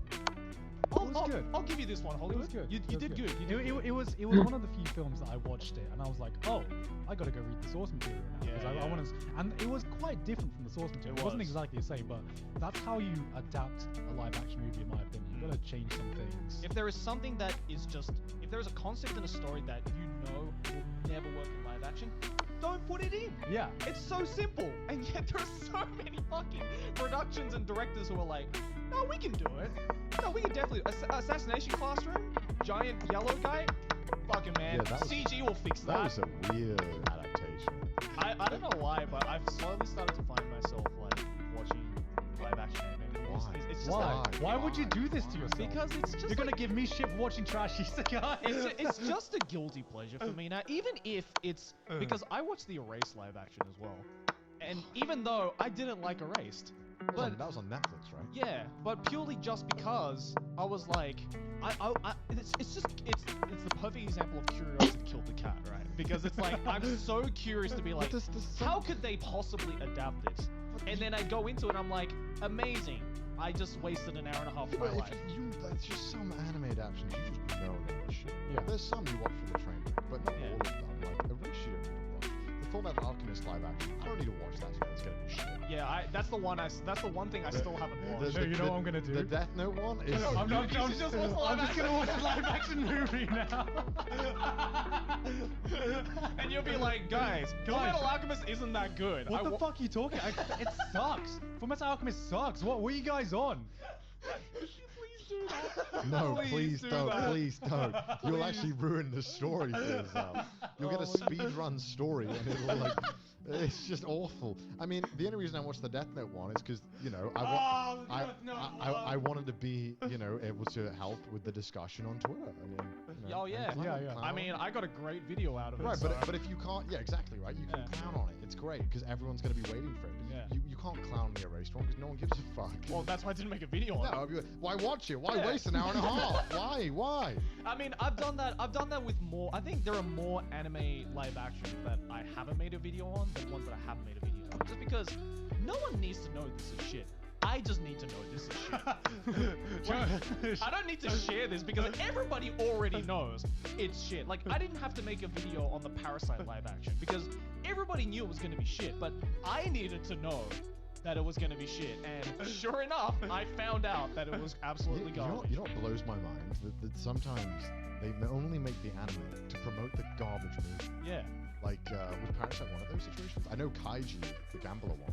Yeah. That was definitely that anime was just made to promote the movie. Yeah, Was yeah, it? yeah, it was. Yeah, and the movie was. The movie was I mean- questionable. I mean, I actually I enjoyed the Kaiji movie in this really campy kind of way. You know what I mean? It's kind of But in what world would you choose the movie over the anime? Oh no, absolutely not. No, no. Oh, absolutely right, not. right. Because watching the Kaiji live action was kind of just watching some K drama or J drama. So, do you want to explain what Kaiji is? Oh, Middling to fuck. Yeah, audience? so it's a gambling it's a gambling story. So this guy racks up this massive debt. I forgot why he racked up this massive debt. I can't remember why. he did that. For some reason. Yeah. So basically he gets an offer from this mysterious company that can clear his debt. That just says you need to go on this ship and you're going to play a bunch of games, and if you win these games, then we will clear your debt. Or you can go into even greater debt. you know? Yeah. And the basic premise is just Kaiji on the ship, or just after the ship arc's over, it's just him going through a bunch of different gambling games and just trying to clear his debts. And he's not OP, so that's like the best part. Is Yeah. that you genuinely, he loses a lot. It's Yeah. He very loses as much as he realistic. wins. Yeah. And it's great because you genuinely don't know if he's going to lose or win every Yeah, game. yeah. It's a very quotable Yeah. show. as It's well. really, a lot of people didn't watch it. I think mainly because for some reason it was only published in 480p. Really? Do you remember? Yeah. that? It was only published The in anime. 480p. Yeah, And yeah, it came yeah. out in 2007 as well. And it Oh, was weird. only 480p. And I remember when I was watching it, I'm like, where's supposed to hate. What's this But, SD like, bullshit? so just know that when you watch it, it's going to be like that, but it's definitely worth your time. I thought the reason why people didn't watch Kaiju was because of the art style. I think it's that, and I think there's a ton of reasons why people. Because like it's got like 0 female characters in it. I think. Yeah. I can't remember a single It's female got a character. lot of ugly bastards in it. I know that. But- that is the one show that has more ugly bastards than that's, hentai. that's Kaiji, right? Imagine an NTR plot, but instead of sex, it's just watching a guy. gambling. It's just gambling. It's just NTR gambling. That's just Kaiji, okay? But it's fucking great. It's so good. It's like I going from watching Kaiji to I don't know how you pronounce it, Kakeguru. Kakeguru, yeah. It was like, how can I watch this shit when this gambling is so fake? Like, Oh, it's yeah, so yeah. it's all just bullshit gambling to serve the plot. It's just Whereas a- in Kaiji, it felt like real gambling. Yeah, Kakeguru was just like they were like, okay, how do we make these hot girls orgasm? Yeah. Gambling. Yeah. Let's just throw it in. But like the main character always wins unless it doesn't really matter. Then she doesn't win, and it's like, haha, you didn't expect that. And it's like, yeah, but it didn't matter. Like yeah, exactly. it's like there was a one dumb moment. There's the part I dropped the series Yeah. when the girl with the gun playing Russian roulette. And it's like it's obvious no one is going to die in this Yeah. situation. Don't pretend like someone is going to die because I'm not stupid. Yeah. And then I couldn't watch it further because I'm like, this is just dumb. Whereas if that was in Kaiji, like It's like someone's gonna die. Someone's gonna die. Yeah, which is great because, but then it wasn't sure. Maybe both of them could die. We don't know. Yeah. That's the best part about Kaiji is that like you just genuinely don't know. no, the best No. part of Kaiji is the narrator's voice. Oh, that's Oh it. yeah, yeah. Oh, no. Why is there just that narrator in like every fucking show of that type? Because it's you know what so I mean? epic. I love it. Because I only see it in anime. You know, you're not watching this Netflix show and then this narrator comes out. You know what I mean? Dude, what's the follow-up series, the spin-off one with the middle management, whatever, Tonegawa? Oh yeah, I never Tonegawa, watched that yeah. one. Was it any good? It's quite funny. It's if you go in expecting Kaiji, you're gonna be very disappointed. Yeah. If you want Kaiji, then it's better if you read like I don't know the author's name, but like read some of his other works. Akagi is really good. Akagi, I really like Akagi is basically Mahjong Kaiji. Yeah. And like, here's the thing, I had no fucking interest in Mahjong. Yeah. I was watching the show, I had no fucking I had no fucking clue of the rules Yeah. of Mahjong either. Yeah, but you but- get drawn in, Yeah, right? But after I finished Akagi, I was like, man, maybe I should learn Yeah, how to play Mahjong. I had fun. I Yeah, had the yeah. exact same thing. I don't know which show it was. It was little girls competing in mahjong tournaments. I don't know which. I think it was might have just been called mahjong. No, Oh, maybe okay. I don't know. Yeah. I don't know what it was, but I remember I was trying my goddamn best to learn mahjong, and I was like, There are a lot of shows Yeah, like that. yeah. Though. I mean, like, you know, March Comes In Like a Lion made me really invested in shogi. I was like, Yeah. I don't know what the fuck shogi is, but then after I watched March Comes In Like a Lion, I I'm want like, to learn shogi so man, bad. I kind of want to learn shogi. I mean, shogi is just Japanese chess, right? Yeah, I know. Yeah, I'm good at yeah. chess, so I Yeah. want to be good at that. Yeah, exactly. Yeah. I don't even know how to play chess, and What? yet I was like, shogi looks fun How do you know how to play chess, Joey? because I just did it. We didn't even own like a chessboard in my house. You know how to play chess, right? Yeah, I know the basics. That's good. I fucking suck at it. We Probably. need a I haven't played in years. We need a chess anime, but obviously because No, because I actually really want a chess anime. Because chess would be so good in an anime. it would be so fucking hype in anime. I'm surprised there hasn't been one yet. It's because honestly. like how big is chess in Japan? It's not very big. I mean, I right? guess if you're going to play chess, you might No, as it's well still play big. shogi, There's right? plenty of because I think a lot of the grandmasters are from Japan. They're Really? just- yeah. Oh yeah, that's true actually. Oh. But like, yeah, I feel like chess because I remember I got like sucked into this YouTube hole of just like watching a lot of chess videos. Yeah, I I had like remember no you interest in telling chess. me. I remember you Yeah, telling me. I had no interest in chess, and I'm like, man, this is actually like really interesting because the history and just the entire premise of chess is Yeah. like really really interesting. The fact that you like There's after a lot of history. yeah, behind like chess. after like it's basically like this massive tournament arc. You know what I mean?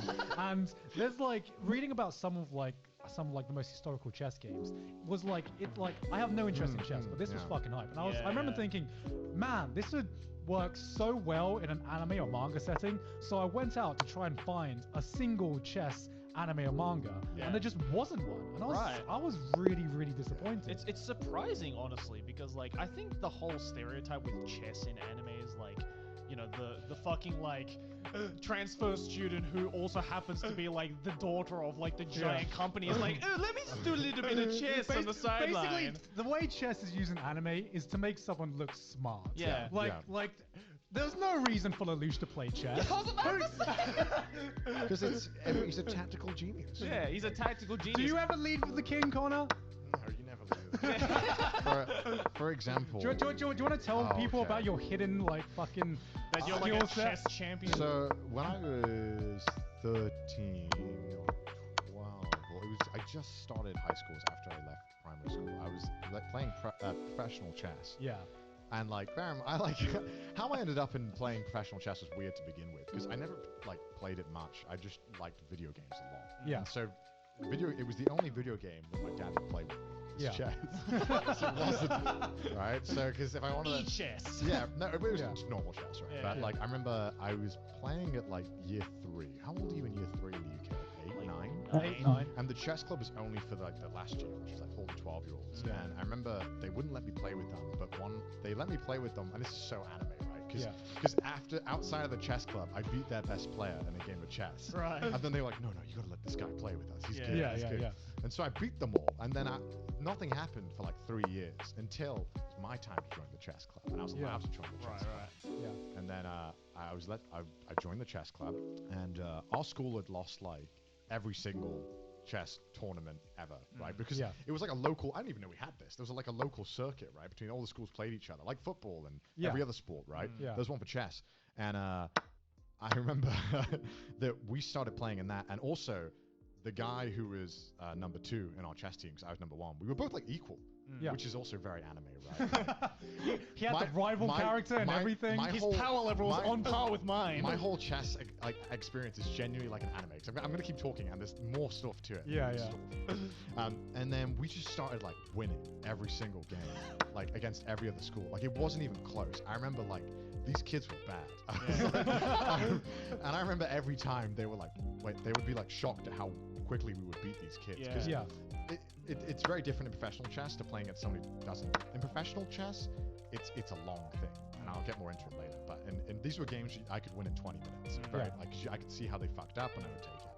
To me, it just made sense, right? I never Yeah. practiced. I was just good at games, and it made sense. And then one time there was a school, and these guys have been like number 1 for like 10 years in a row or something, because they Yeah. had a guy who was someone's parent, and he's obsessed with chess. Knows like he's very, very good at chess, and we beat his team, and they were like shocked. They were like, "Nani?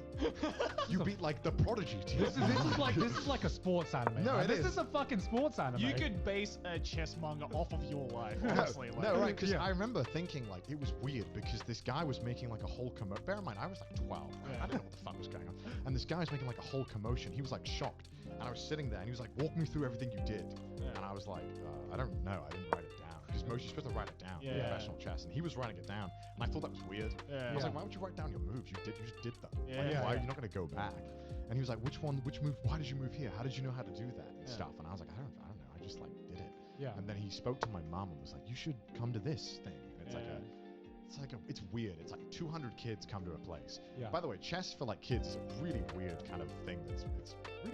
It's just adults pushing a bunch of like Yeah. Cambridge kids. Yeah, Yeah, to do yeah. it. So I went to a location and there was like 200-300 kids all just playing chess. Mm. Then you would get like an opponent, and if you won or lost, you would then play someone who was like won. Yeah. And the more you kept winning, the more you would go up. And then Yeah. eventually, people who won all their games would go on to play for like the area. Yeah. Like a It's big like a area. legit tournament arc. Legit. It is, right? And okay, here's the best tournament arc. I was killing all my games, right? Yeah. And I'd won like 4. So you play 7. And I remember I won 4 in a row. They were really easy. My friend as well, he'd lost like 2, and then he was already out. And I Yeah, felt yeah. bad. I was like, I'll avenge you. I'll avenge you. I'll go on for you. bro." I'll see you in the finals. And like it's weird because I never had any like a lot of these kids as well. They would be studying it in between games, but I would just whip out like Pokemon and start playing it. And then I'd be like, oh, it's my time to go. And so, like, but I remember like my 5th game was against the guy I beat in my school, the prodigy team or whatever. Yeah. And I had to play him again, and we drew. It was really like anticlimactic. I was like, fuck, I beat him last time. I want to beat him again. Anyway, I got on the team, and I was okay. I was struggling because this is where it was getting really serious. Like, I was decent enough where I could win like 70% of my games, but it was still starting to get like really long because chess games never went more than an hour. Yeah. And then they start becoming like 2 hours. Yeah. And I'm 13. And Yeah. I'm like, this is time to take it. This is time to take I just it. want to play fucking I wanna Pokemon. go. But I started winning, and then I got contact, and they were like, "Hey, do you want to play for your country?" And I was like, "Sure, I guess I'll play for my country. Like, Yeah. why not? Yeah, I'm doing good enough." So I turn up, I go to the first tournament. You won't believe, because I was number 10, so there's 10 seats, right? Yeah. One is the best, 10's the worst. So I was the worst on the country. Yeah. Worst of the country, the team, right? Yeah. Yeah. Guess who was number 1? I think I've told you guys this story, Yeah, but Yeah. it was like the main bully at my school. I shit you You not. can't make this shit up, man. Right? You can't make I this shit shit up. you not. It was like the main bully at my school who, like, no one knew he did this. This And is he, the point in the manga where like the flashback begins. yeah. It's like he used to bully me. He was the main rival all along, right? He literally was the kid that everyone was scared of. And I remember thinking, like, man, he was really good at Halo Wars too. That was weird, right? Like, Yeah. and then suddenly, like, he's really fucking good at chess. Like, he was amazing, and he was winning a lot against like really good players. Bear in mind, when it got to this point, it was pretty much me, him, and 8 kids who were going to go to Cambridge. Yeah. You know what I mean? Yeah. The environment was really weird as well, and I remember that was when I really started to not enjoy chess anymore. Is that when I remember when I lost a game, I got fucking bollocked by the coaches. They were furious at me because they would take your sheet, right? Because this is when you had to start writing it down. Yeah. They would take your sheet and they would rinse you for your moves in front of you, and then they would watch you the whole game. So there's like always an area above where they can watch you. Yeah. Like in fucking anime. And I remember if you made a move that was under 5 minutes, that was a mistake, you got fucking rinsed for it. Because they were like, you didn't think long enough. Wow. You've got to go through the options. Because it gets to the point where you're like, you know that they're thinking just as many moves ahead as you are. And Yeah. it starts to get really difficult. Yeah. Because you're like, fuck, like I haven't studied enough at this point. Because Yeah. I never studied chess. Yeah. But this is where I was getting to the point where I was against people who were naturally pretty good, but also were studying all the fucking time. Yeah. Right. And it's just a really bad environment. I really didn't like it. It was just Yeah. like whereas I would finish my games and I'd play Pokemon, they would want to talk about, so why did you move Rook to, F2? Why did you do that? Because it was really impressive when he moved his gun. I was like, I don't. We are playing chess for 8 hours today. I do not want to talk about chess in between my Yeah, games, yeah, right? And it was just like it was a really weird environment. And I think if I came into chess later in my life, I would have had a more healthy enjoyment of chess. Yeah. I still like to play it occasionally, but Yeah. I think I'm just like scarred from the anime experience that I had. Yeah, because that's what I find so fascinating about chess is just like talking to you and hearing about your chess story and hearing reading up and watching Magnus Carlsen's, I think that's his name. Yeah, Magnus Carlsen. His story and how you were just born and you just got the game. There are people who just studied the game, and then there are just people who just are geniuses at it and they don't know why. Yeah. It's fucking I was fascinating. just born to do That it. was- right? It's fucking fascinating to me. It was weird because you kind of no matter how good you are at something and how much raw talent you have at Yeah. something, when you start competing at such a high level, you start to realize that it doesn't matter as much, but also you meet people who also there might be 10 people in that country who also have that same raw talent, Yeah. right? Yeah. And then it's like, fuck. Yeah. Because then it starts to come to who can put them. Yeah. Because I didn't care about chess. Yeah. I never cared about Yeah, chess. yeah. I was Yeah. just good at it, and I just played it. That's such a thing that a protagonist would say. Right. I never cared about chess. Whereas the protagonist would have got to my point, lost, and then been like, I'm gonna dedicate my life to chess. I was like, Pokemon Ranger just came out, Yeah. so I'm gonna start spinning around. Yeah, it. you took the Hikaru no Go route, Yeah. right? Where you're just Yeah. like, Yeah. I lost, end of the manga. And it was just kind of it gets to that point when your life where you're like, I don't need this anymore. Yeah. And I remember my parents were so sad because I don't know why my parents were so invested in it. I think Yeah. that it was a mixture of proud and also they love bragging about it. Why wouldn't you, dude? That's so Yeah, of fun. course. Your series got cancelled from poor sales. Yeah. Okay, but then I had a spin-off, right? So what happened is about when I was 16 or 17, I had Yeah. a rejuvenation of my enjoyment. Right. Do you remember a website called MLG Game Battles? Do you remember that? I remember that. Sounds So it was where familiar, you could yeah. compete against COD, but they also Yeah. had Yahoo Chess.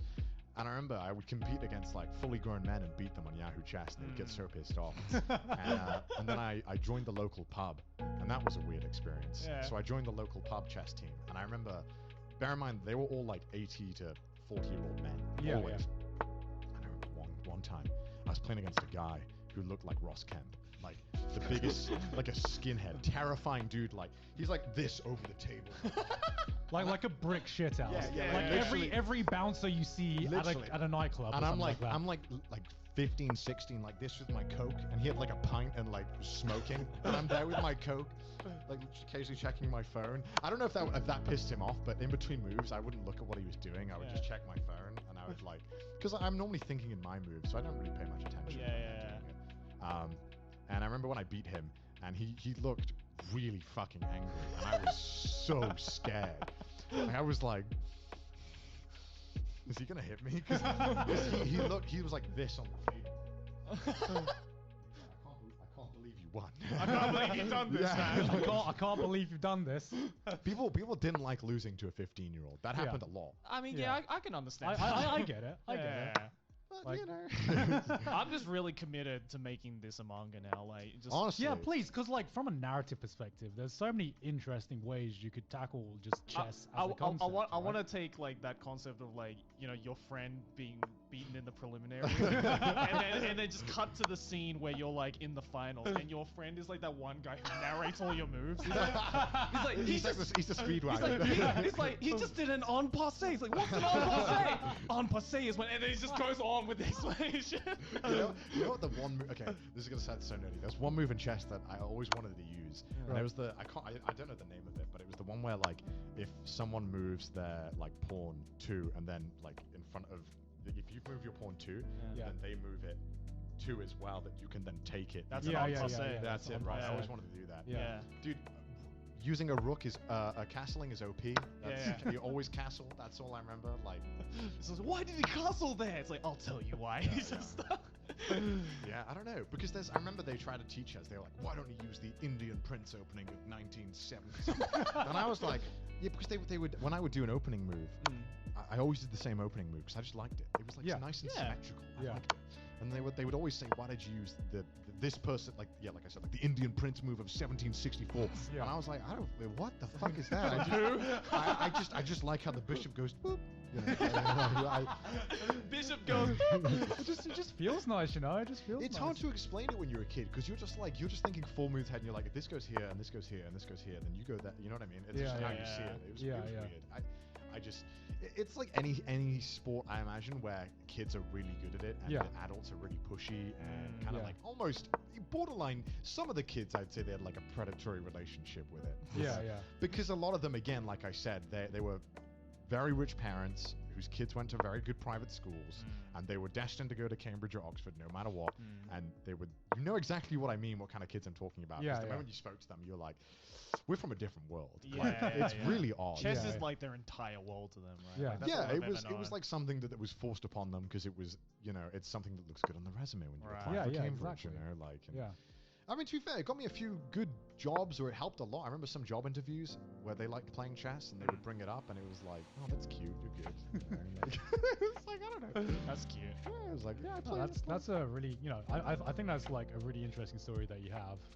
Yeah. Bottom Yeah, line I is don't we get to need to talk about it turn much. this into an anime. Yeah, most I would be, definitely. if someone was like, I want to like make a chess anime, I would Yeah. absolutely fund Yeah. that. Just like talk to Connor. He has Yeah. a very interesting story. If anyone would like 3 stories because like it's the perfect chance to like teach people about how to play chess as well.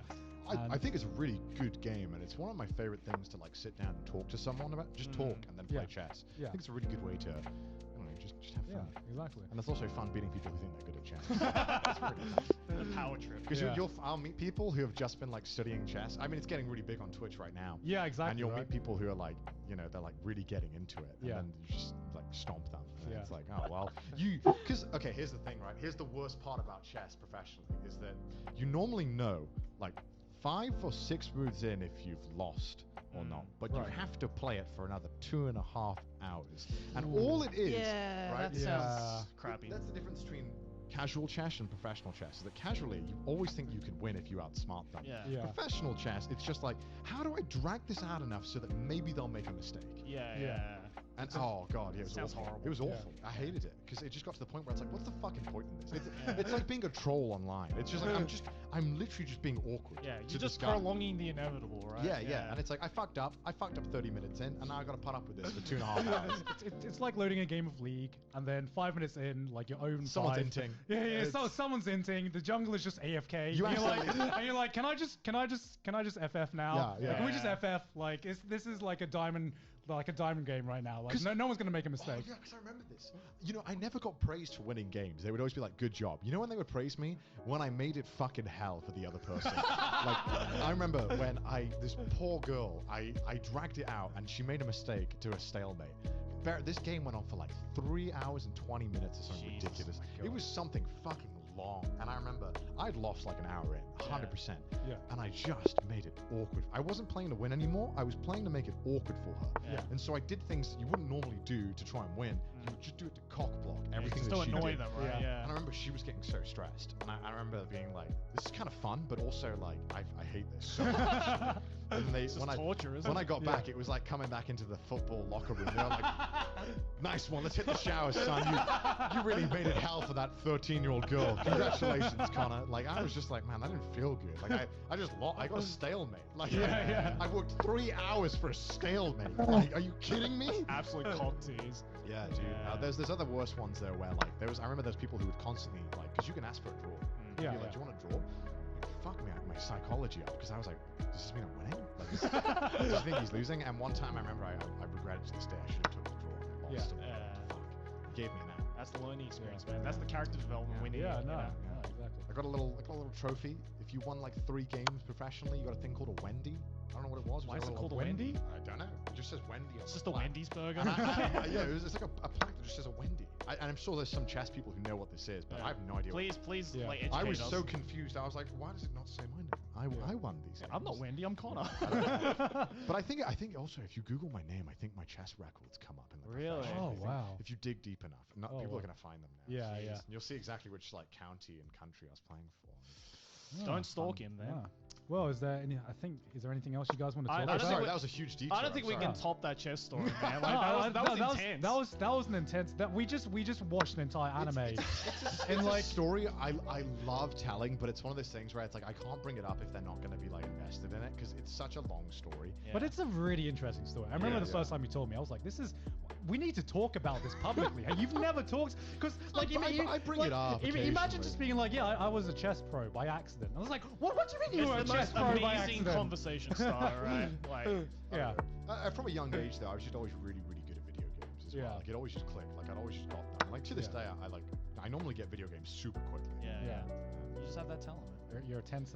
Man, if You only, are a if only it was English, eh? And I could learn how to spell. You know, if they gamed English, I'd have been fucking pro.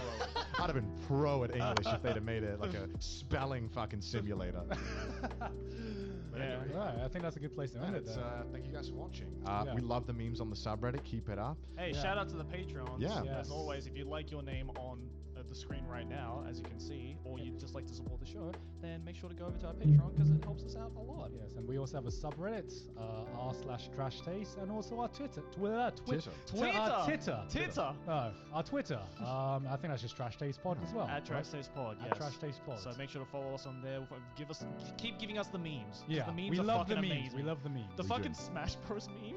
That's good. song That's was good. so That was funny. You guys are very creative with your memes, and I Yeah, appreciate I'm that. loving the memes. If I don't comment on all of them, doesn't mean I don't appreciate Yeah, it. we go through the subreddit. We see Yeah, all yeah, of them. yeah. We see So all of them. we see all of them, Yeah. just for the Yeah. record. Well, Yeah. I mean, this was a diverse episode of We took, diverse. okay, another thing. So this episode wasn't scripted at all, and none of our episodes are scripted. But sometimes we come in with a idea, subject like a matter in theme. mind or a theme. But this one we were just like, what if we just sit down? And Let's just talk. let's just sit down and start talking, and we're not going to worry about Yeah. what we're going to talk about. But we just talk about whatever. So if you enjoyed that, Kenny. give us a comment because this is Yeah. I think our very first one that we just had. Nothing Yeah. We had nothing planned. We could have just sat here in silence and just been like, so what do you guys want to talk about? I guess what kind of like balance do you guys want of like? Because I mean, we can do either. We're comfortable with it. Yeah. I think we're really interested to see which one strikes best with you. Do you guys like it when we just throw out anime names, talk about shit, Yeah. and move on? Or do you like the overall topic? Yeah, yeah. Make sure to smash that motherfucking like button as always and subscribe. Share the video and go and subscribe to our own channel. Ring the fucking bell. Ring the fucking bell. Yeah. Right. Well, this has been Trash Taste, and I'm with the boys. We'll see you next time. Bye. Bye. I gotta pee real bad.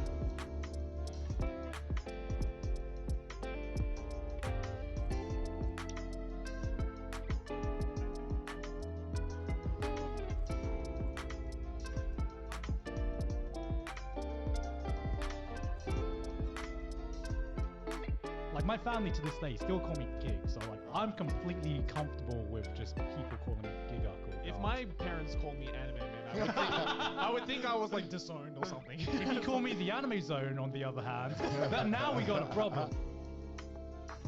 What What's up, you eccentric, etchy enthusiasts? Welcome back to another episode of the Trash Taste That was Podcast. totally terrible. I'm so Pretty sorry. awful. I'm so sorry. Look, it's gonna be a thing from now on, okay? You guys have to just brace yourselves every 3 episodes, because I'm always gonna open with something like that, okay? Maylene, our producer, stop making noise! Jesus Christ! This is a professional production. You ruined my intro! God damn it! Excuse me, Maylin. I thought we God. have professionalism. Trash on this. production on this Trash Taste I know, podcast. right? Jesus Christ. Well, welcome to another episode of Trash Taste, where we talk about a trash taste in anime and everything else in the world. I'm your host, Joey. Wait, is that our intro now? Is Yeah, that what I we're guess. saying? I'm- My God, that was like that went from what the fuck are you saying to man, this is a smooth ass intro. What? We didn't agree on any of this. I'm a professional after all. I'm your host for today, Joey, and as always, joining me are the boys, Grant and Connor. Hey guys. Okay. Okay. We're gonna roll it. I'm We're the gonna... Henty kid, and this is Gig UK Arizona and the 93%. Nice. Alright? All right. You guys on the subreddit have just been going crazy with those memes right now. I mean, we don't pick the nicknames. They pick the nicknames at the end of the day, right? Exactly. So, yeah, guys, what are we going to talk about today? Oh, wait, you were thinking about something, all right? I that we wanted watched- to talk about. I- You were thinking something spicy to Yeah. talk about? Oh, so we can talk about YouTube, but I think before we do that, I watched Perfect Blue recently. Oh! You broke your Satoshi Kon Okay, virginity. I'm proud of you. I'm proud of you. Unlike Gone, right, where if we bring up a show that you're like, yeah, you should watch it, Gone's gonna be like, woof. You know what I mean? Like, I actually started watching Dodo Head Dodo. do you actually? Yeah, Oh, okay, yeah. shit. So Everyone's I just breaking the thought- cherry. I just thought because of the Full Metal Alchemist curse. They're you not know? gonna know that because that was on the episode where we recorded an episode and then the audio just wasn't recording Yeah, it's apparently. the lost episode you'll The never lost- get to see. Did like a 10-minute speech on why Dodo Dodo is good and you should watch it. Yeah. But no, was- yeah. I was Perfect Blue. Yeah. How did you find it? It was amazing. Yeah, like right? I knew it was gonna be good, right? Yeah. Like everything I've seen of it, and then the amount of works that it inspires, obviously. Was Yeah. but yeah, I was kind of not ready for what I was gonna watch. No Yeah. one knew It was a when they lot. watch it. Like it Yeah. was a lot. Yeah, And some of the scenes are pretty. Oof. Yeah, like how do you feel watching it today? Like because this came out in I think 1995 or something like that. It's, Which 1995, 1997. It came out in the It's 90s. at least 20 years old. Yeah. Yeah. How do you feel it is now watching it for the first time in today's climate? It's really creepy being like an online personality watching a story about Right. how an Yeah. online personality. And that's what's scary about it, right? Is Yeah. that the themes in that are just as prevalent today as it was back then. Yeah. If not worse, I feel. No, I right? feel like it's more relevant today, over 20 years later, Oh, yeah. than it was when it came out. Do you want to explain quickly what the story is? Because like it's been a while since I Oh my watched god! it. Yeah. I mean, that's hard. it's a mind fuck. It's horror, but it's essentially there's this girl who is an idol. She then quits becoming an idol to pursue a career in film acting. But then that's also like a side plot, I guess. Really. But Yeah. there's a guy who is obsessed with her, and the whole point of the story is that he is obsessed with the image of the celebrity, not the actual personality of the celebrity. Yeah. And then it's kind of a story about how much, as an online personality or a fame or a celebrity, how much of your public persona do you own, and how much of that do you have control over? Yeah, is it actually you? Who is the Yeah, real who you? is- Is it who you perceive yourself as online, or is it who you are as a person? And the fact that this came out in the 90s, where It's way ahead of its time. like what the fuck, right? It predicted so much about how social media would work and our perceptions of like online celebrities and how people are viewed Yeah. online.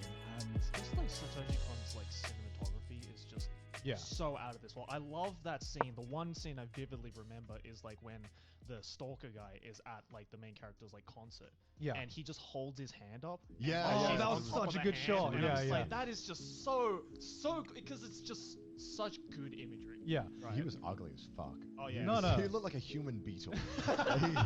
I was like, oh, so he's the bad guy. This boy was the OG ugly bastard. Yeah. Every ugly bastard was based off that guy. No kidding. I mean, it was amazing. Like I feel like it's again, like you said, it's so relevant this time. And I think Yeah. anyone can.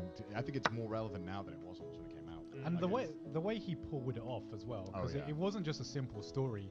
It was weaved in with just pure top class filmmaking. Oh, yeah, like it was like fantastic. there was a point when you don't notice the transition, but it transitions into okay, what's real, what's like her imagination, Yeah. what's part of the film. Because one of the genius parts of this story is that because she's like an actress as well. They use the word of the acting. Yeah, Yeah. they use the world of the acting and like the filmmaking to like blend into her real life. So you don't know which scenes are like really Yeah. happening and which scenes are just being acted, and it fucks with your mind. Yeah, 'cause there's like so three much. worlds, right? Because Yeah. there's the real world, the acting world, and then the stuff that she's seeing in her head. Yeah, And yeah. it's so hard trying to like unwind all that and Yeah. trying to figure out what's what. But then I guess, almost to a certain extent, you're not supposed to. Yeah, You're yeah. supposed to just be confused. Yeah, it's the fact 'Cause that you're it's supposed to so be- yeah. blurry is Right. what's like showing you why this whole thing is so scary. Because Yeah. you don't even know watching Yeah. what is real and what is not real. Right? Yeah. And I feel a lot of that kind of like theming in Satoshi Kon's movies really transition over to his later stuff. Like, did you ever watch Paprika? Yeah, I did, haven't I watched did. it. Yeah, Yeah, because yeah. Paprika, I mean, for those of you who don't know, it's literally My favorite anime spice. Inception. I mean, it's totally different because it's like Inception's like a heist movie in a dream. Satoshi, like Paprika is like on a base level. Yeah, they're both about dreams, but Paprika is like 10 times more imaginative in like how it approaches its visuals when like they're in the dream world. Right, and how he shows the dream world versus the real world is Yeah. very much like in Perfect Blue, where you don't realize, oh, we're in a dream world now, or Yeah. oh, we're back to reality, and he does that so seamlessly through his scenes. Yeah. It's really incredible. Yeah, I think Perfect Blue is my favorite Satoshi Kon movie. Close second is Millennium Actress. Millennium Actress, I yeah. saw a lot of people who said that it was his best work. Yeah, Yeah. because I think he took a lot of elements from Perfect Blue in terms of like, so Millennium Actress isn't a mindfuck, but it basically tells the story of this girl through film, basically. So I think she was, the name's Millennium Actress. She's an actress. She's I an was- actress. I was like, was she an actress? I'm just like, wait a minute. Of course she was. Damn. Millennium Farmer. She was a farmer. Yeah, but like they show this woman's whole life story just through various films that she shot, or maybe she didn't shoot them, but it's just such a seamless transition between real life or the canon real life of the movie and a movie in a movie, if that Yeah. makes sense. It's good because I mean I also feel like because of the position we're in, it was like a weird, uncomfortable. It was the uncanny valley, right? Some parts were a little bit too close. You know what I mean? Yeah. Like, Yeah. There's like because obviously there's the personality that we show in our videos, right? And Yeah. there's our own personality. Like I don't have to deal with it too much because I feel like I'm pretty close to what I am in real life. I on think my all videos. three of us are. Yeah. Right, yeah. But I definitely have some friends who are YouTubers who like are very, very different to how they're perceived. Yeah. Like, Yeah, I'm yeah. sure Emily won't let me say. Emirichu, she's like a storytime animator, right? Right. Very like this image of like pure, right? Like and like everyone thinks that she's like a Disney character. Right. Yeah, But yeah. like you hang out with her, she's a normal person, right? And I mean, if you follow her on Twitter, you yeah, Yeah, right. Yeah. And that's the thing, right? Is that I know she gets stressed out with it more than most, and she's told me a few times that she's like, I wish people would just stop treating me like a Disney character. Yeah.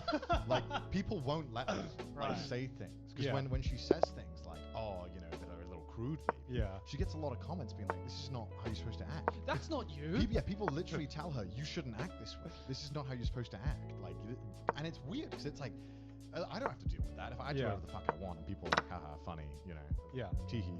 But like, it's really creepy seeing people it was weird for force me. this thing onto her. Yeah, it was really weird for me because I met Emily IRL before I saw any of her YouTube stuff. So it was when me watching her videos, it was kind of a reverse shock for me. Yeah, 'Cause yeah, I was yeah. like, wow, you're so pure. No, you know? not to say that Emily is like crazy or anything. She's just a normal No, person, no. right? No. Like, But I haven't met her personally, but people are more dimensional than a Disney persona. Yeah, Yeah, yeah, And exactly. She doesn't even try and put that on herself, right? That's just No. because you know. That's just how the audience That's how the perceives. audience does It's funny because Sydney or Sitnap, Right. yeah, she has like the opposite problem where people come to me and they're like, why is Sydney acting so hyperactive and so loud in her videos? And I'm like, the big difference between Sydney in her videos and Sydney in real life is that Sydney in her videos has a volume button. It's true. I can physically turn her down when she's in a video. I can't physically turn her down in real life. You can put like a normalization on her Yeah. voice. Can't do that in real life. That shit peaks. You can't put a limiter on her voice. Yeah. Yeah, and it's just it was really uncomfortable. Like I said, it's uncomfortable at times. It's really like unnerving. And again, like if you take away anything from this, you should watch Perfect Blue. If Yeah. you consume any form of online content. Did you watch Requiem for a Dream? Have you seen No, that movie? no, I haven't. No. Or A lot Black of, Swan? Or Black Swan. I saw a bit of Black Swan. I got really bored when I turned it Yeah, off. a lot of. I mean, both of those movies are heavily influenced. Yeah, by yeah. I Black saw Swan. that Black Swan was heavily inspired. It's Yeah. it's funny that you fell asleep during that one because Black Swan is basically the same storyline. I think, as I Perfect was Blue. on a plane, and you know, sometimes you're in a mood where you're like, I don't want to watch a movie, but what else can I do? Yeah. And I think I put Black Swan on. I was like, it was not the right environment to watch Black Swan. Like Very a dark. room, yeah. 10-inch LCD I don't know. eating those shitty packed nuts, you know. I have this genre I like to call plane movies, Yeah. where it's like movies you would never ever watch, but when you're on a plane, you're like, Every Yeah. Jason Statham movie. Yeah, basically, exactly. like- Every Mission Impossible. I'm pretty sure his career and The Rock's career are solely being funded by planes. Like, no one. Why else would you watch that fucking shark movie that Jason Statham was in, where he, Which shark where movie? he just the whole movie was him fighting a shark? What was the movie called? "Are you serious? Is this a movie?" It's on the screen right now. This is- Sharknado 4. It's just a movie, and I can't describe any of it to you. It's just the whole thing was just this really Jason cheesy- Statham versus Jason- the shark. It's like imagine Jaws on steroids, and that was like the whole movie. It was so Oh, bad. what's it called? Like Megalon? That was like something? Mega something. Mega Chad. Mega. Mega Chad. Jason Statham is Mega Chad. Yeah, there's just too much fucking. Oh my god, so many movies. But yeah, Yeah. Jason Statham movie. Yeah, no, I agree with the airplane movies thing. I've seen more movies on planes than I think I have in like cinemas and my own room. Yeah, combined. I feel bad for anything I watch on a plane because I feel like it automatically loses 2 points out of 10 Right. just because I watched it on a plane. No, I you know know what you mean. Like I never have a positive memory of binge But watching a series. Sometimes I just wanna fucking watch some shitty thing. Like, Yeah, have you yeah, ever yeah. like before a plane, like you download something you actually want to watch, Yeah. like an And then anime you or a watch. series of manga, and you're like, I don't really feel like watching. Let me watch this shitty 5 out of 10 show or movie that I would never watch under any other circumstances. Mine's even worse because I go on a plane being like, okay, I can work on a script because I have my laptop. I can you like can play work on a plane? No. Okay. I plan to every single time. I'm like, okay, I'm gonna like work on a script, or I'm gonna play this game. I'm gonna finish it while I'm on this 10-hour flight to the Yeah. US. But instead, no, I'm gonna watch this really crap documentary about this topic that I just do not care about. But because you're forced Yeah. to watch it, by the Yeah. end of it, I'm just like, you know, that was very informative. I learned a lot. I'm glad I watched that. People who can like work on planes, I don't know how they can do it. I can do You're it a- on. I can do it on domestic flights. Oh, okay. No, I You're a can't, I fucking can't, I madman. can't. if Yeah, you I work on think you have to be a planes. sociopath. Oh, I'm sorry. I guess I'm a sociopath now. yeah, I think so. I think so. It's weird, right? Because with airplane movies, as you said, Yeah. as you said, like it's always like 2 points lower than if you were to watch it. Because in it's the not a cinemas or comfortable at home, viewing right? experience. No, it's You not. don't- Which you're is not- all the more reason why I want to rewatch Makia, because I watched Makia on a flight. What the fuck is Makia?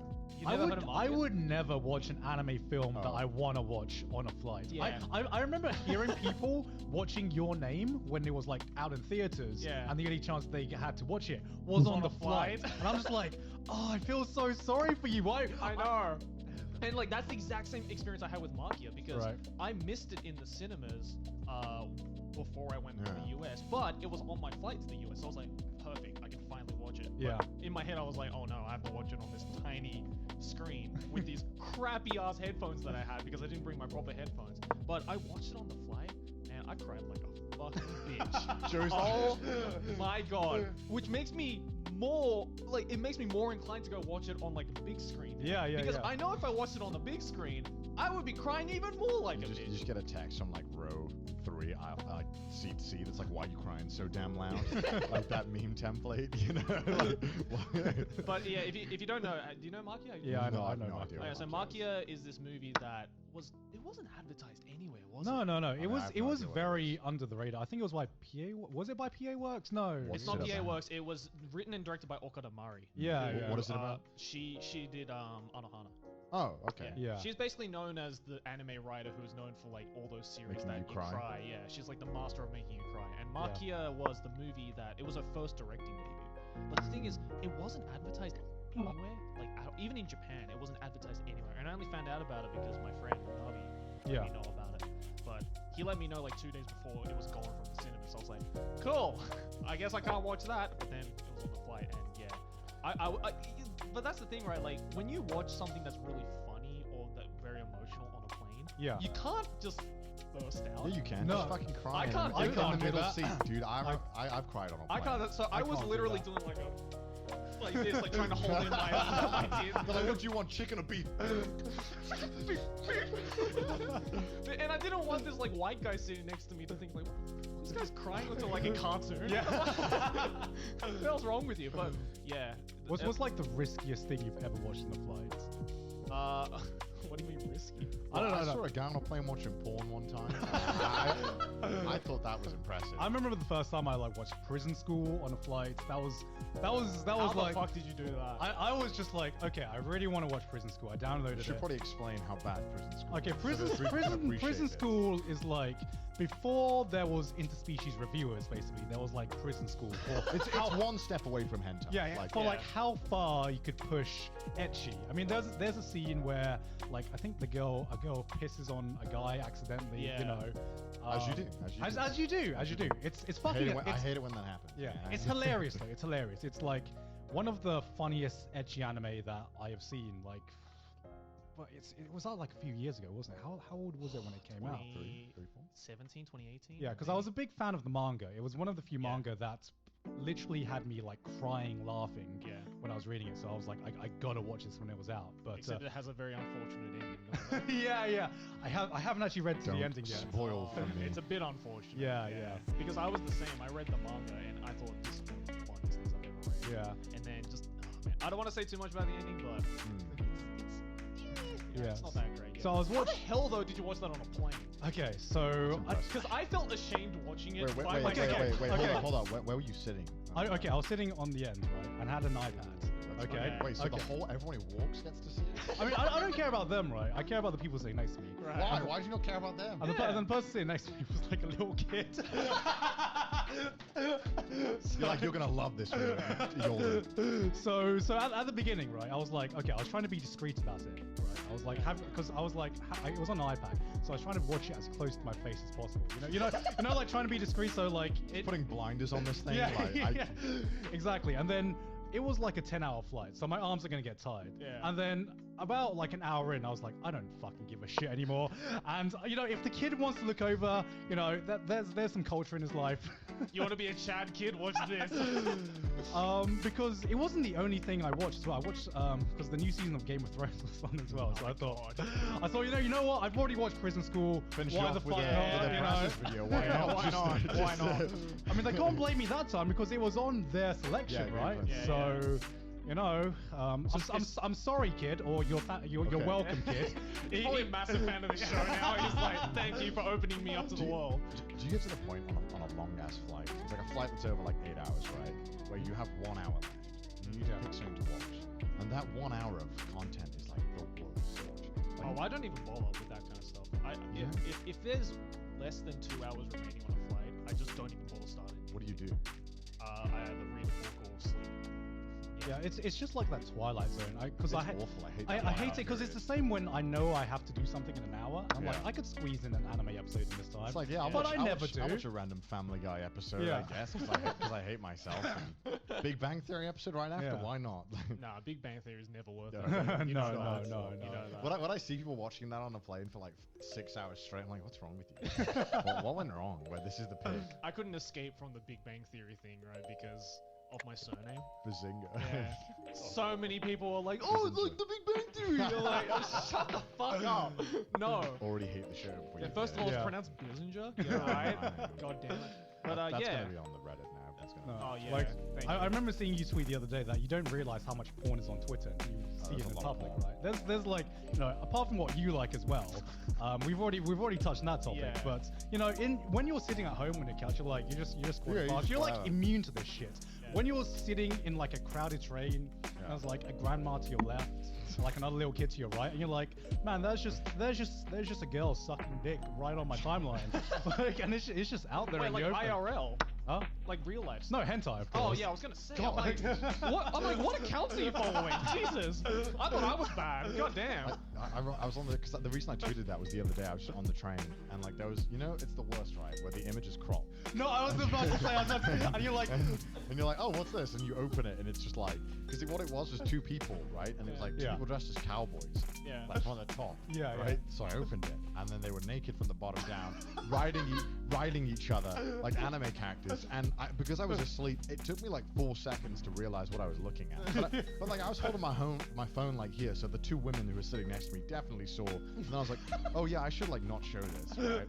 But okay, when I moved to Japan the first week or so, I was like, oh god, I shouldn't show what I'm looking at on my phone. Yeah. But now I'm just like, Whatever. hentai. Yeah, I don't Yeah, give yeah. a shit. hentai. How do you think I find the time to like all the hentai? Yeah, I do it you on my have to, commute. You have to. I mean, No, because there's always the point. There's always that picture where you're like, this is a 50-50. Am I gonna see titty or is this just an etchy picture?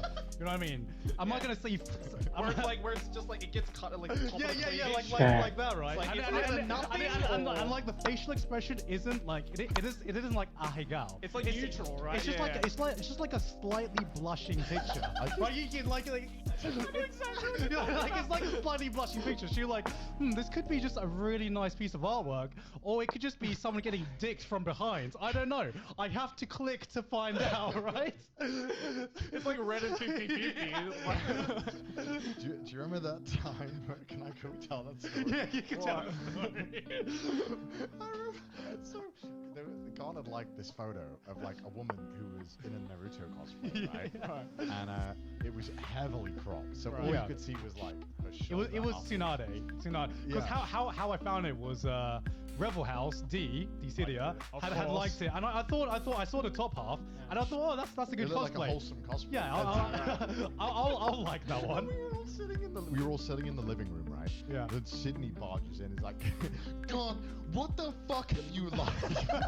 And we're all like, why? Whoa, what's going on? So we go and we expand this image, and like 70% of it is her with her ass, Yeah. like full bare ass. Yeah. out. So the exact pose she was doing, it was like top half was like this, but then the bottom half was just like this.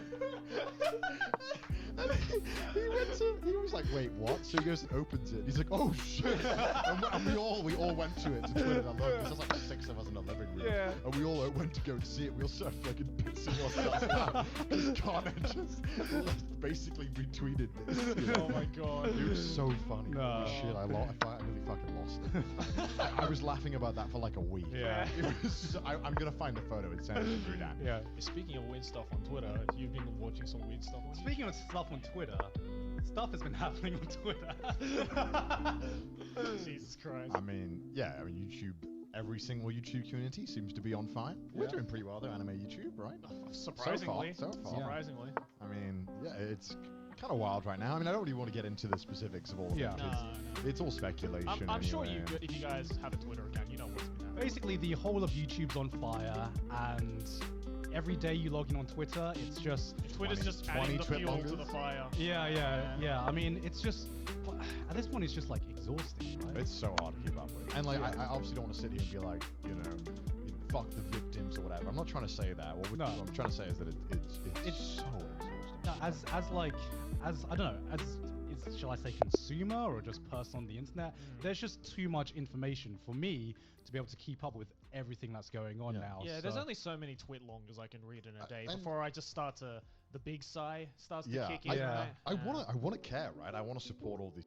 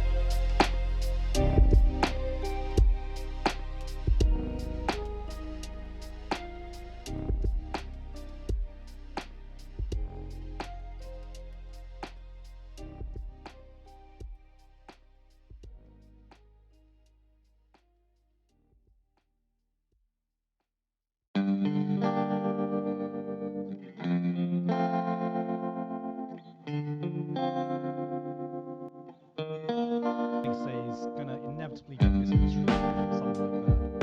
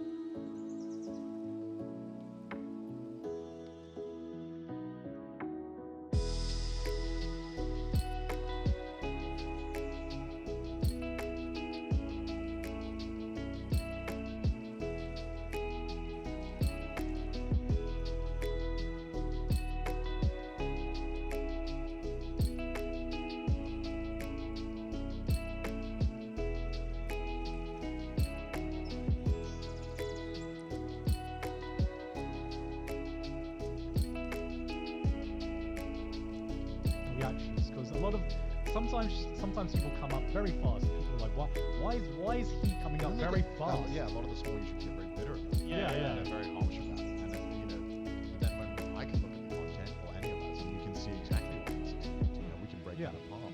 And talking about Team 4-Star, I remember, I as you know, I'm a voice actor, that's what I do a lot.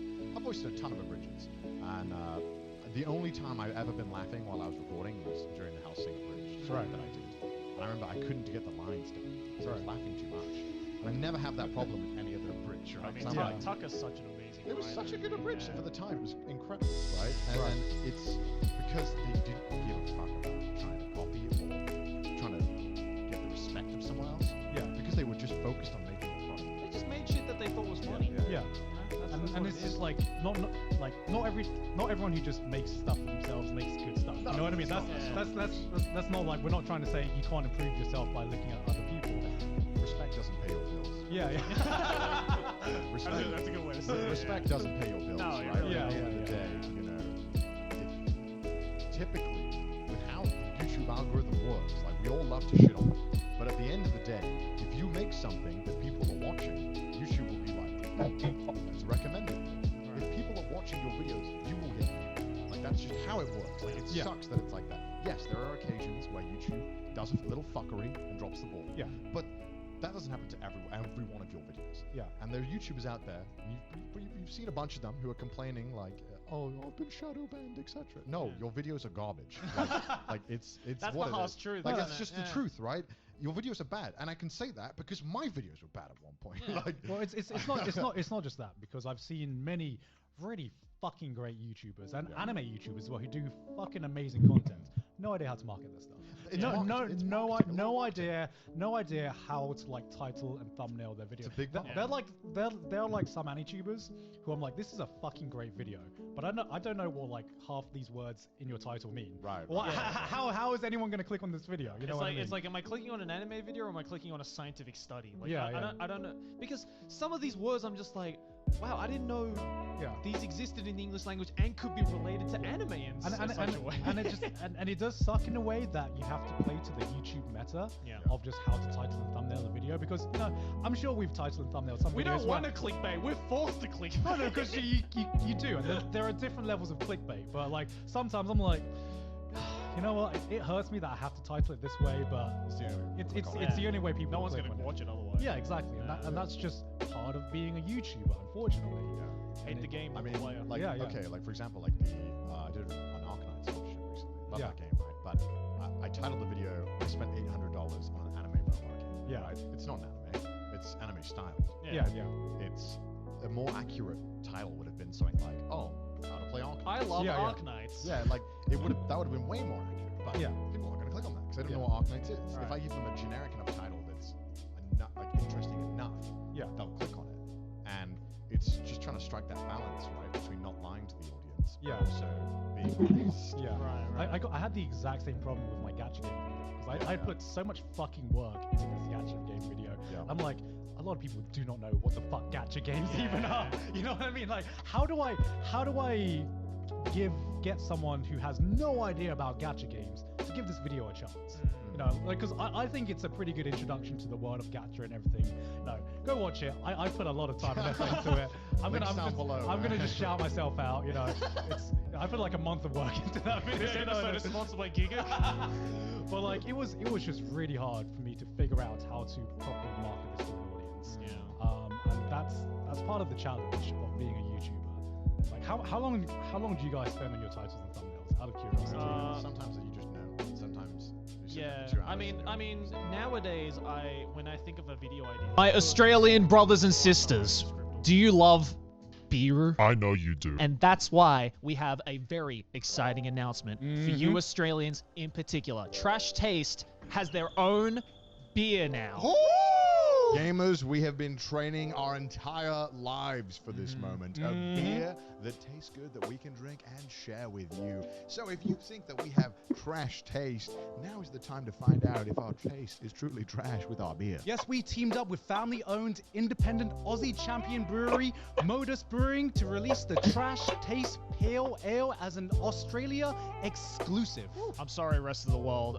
Alcohol laws are very difficult, so it's only for you Australians right now. Yeah, we're just testing something new. We want to see how it turns out. So Aussies, take this chance while you have it. As you guys know, I'm no stranger to beer. I always talk about how much I love beer. Pale ale is one of my favorites, and we tested to make sure that this was the most delicious. We actually had a whole testing process to find the exact flavor that we all liked, and we're pretty confident that you guys are going to like this one too. It is if you're a Trash big fan of Taste beer. Boy approved. So Aussies, make sure you pre-order in the link in the description and don't miss out on our very first fucking beer. You must be 18 plus and drink responsibly. So what are you waiting for? Crack open a cold one, get your brewskis today by going to that link in the description down below and ordering some. Yes, sir. You can book out a private jet where everyone gets a seat on it. So it's like someone's like a private jet, but it's like a normal airline. Yeah. Damn, YouTube's really changed this, man. No, it was like the normal flights were like Gets a Twitch deal. Shows on a private jet. dude. Yeah, so the normal flights were like 800. Just fucking No, they're like $400 return based on. Isn't that crazy? It's so expensive for a 1 hour flight. That is very Yeah. expensive. And then the private jet, it's 800. It's not a private jet. You don't get anything nice at all. But you turn up to the airport 10 minutes before, and it's like way quicker. When you get off, you literally just walk out. Damn. It's so nice. It's like we turned up 10 minutes before the flight time. It was fine. It was great. It's called JSX. So if you go to California again, if you want to go around California or like Colorado, like Colorado, it's pretty easy to do. Alright. Recording, by the way. That's fine. No, I know. It's no secret. The money has changed in patience. What are you talking about? Are you booking a business class flight later, Joey? There's this okay. big difference between that and a private. There is Well, a okay, big well, actually, it's difference. just a jet because it's not private. Because I'm sharing it with a bunch of other people, so which is gross. It's vile that What's I the share. difference? How's your carbon footprint? Wanna? Oh. When have you ever given a carbon footprint? You know where he's flying Australia from? The UK, the opposite side of the world. Should I be calling you Connor Swift from now on, eh, Oh. guys? She takes 20-minute flights. I do 1 hour. A We are 1 not hour the same. flight. Connor's like, We are not the same. I want to go to In-N-Out. Get the jet. I think that Taylor's a girl boss. I don't know how she does it. You've heard of Uber Eats? Where's Uber Flights now? You know, what's next? Uber helicopter? Wait, you can get Uber helicopter. You serious? Yes. I'm not surprised with You that. can get pizza delivered via Uber helicopter. It's New York, I'm pretty sure. They tour like the yachts. And like the... I don't know. Yeah, look, Uber copter. Uber You literally, what's next? Uber copter? Yes, God. 5 years ago. That was a fucking 5 joke. years ago. Wake I was up, making God. a joke. We're getting to What's next, God? AI?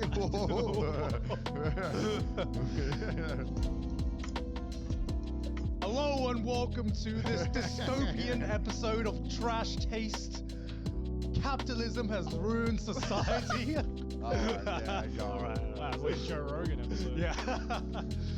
But I'm your host for today, Gant, and joining me once again are the boys. Down with capitalism, am I right? Yeah, and we thought today we'd have a topical episode since it's been a while since we did a topical one. What are we talking about? What topical things would you like us to cover today? So many fun topics. So there's a lot of fun topics, but I guess the thing that just came out yesterday was the live action Avatar, Oh yeah. which I didn't even know about until like all of Twitter just banded together to shit on it. Oh, you didn't see all the announcements for it? You didn't see I this? did. We talked about it on Trash Taste. I thought we were talking about Oh, the yeah. game. So yeah, after that though, That's all right. after that they kept releasing trailers that made it look really bad. Yeah. Right. And I feel like they were almost doing this like on purpose. They kept making statements being like, okay, so this is how live action Avatar is going to be slightly different from the original TV series. Yeah. And every time they would tweet out, people were like, why would you do that? They would just change core characters. So yeah, I watched the first episode, like the first episode and second half of the second episode. So to clarify before we get Second half of the second. Sorry, first half of the second episode. I'm a bit tired. God messages us last night at like 10 p.m. He's like, hey guys, you should watch an episode or two of the Avatar. God, why didn't you tell me this earlier? Yeah. Well, I didn't actually know because I hadn't watched it. I was like, I was just pitching it to you boys. Have you seen the original like animation? Okay, Really? this is good. Okay, this is good. This is good. Yeah, because you got a Yeah, fresh eye. yeah, on it. I thought it'd be interesting because I would be coming into it blind. You watched it. Yeah, I've watched it. Okay, yeah. I've watched all of Korra. You've watched all. Oh wow, you've watched all of me then. Okay. And I watched the first 2 episodes because it just came out last night, so obviously I can't watch. Yeah, I don't know how many episodes are there? It's 8 or yeah, it covers the first book. What's the first book in the original? Is it just the first season? Yeah, but it's like the first season, so they're like split up into books basically. Right. It's like the book of water, the book of fire, the book of whatever. Okay. The first one was the First one? yeah, I thought so. I don't know Yeah. how crazy it might be. It definitely is the most filler. Well, not filler, but like slice of life, or Freeman would call plot. Yes. That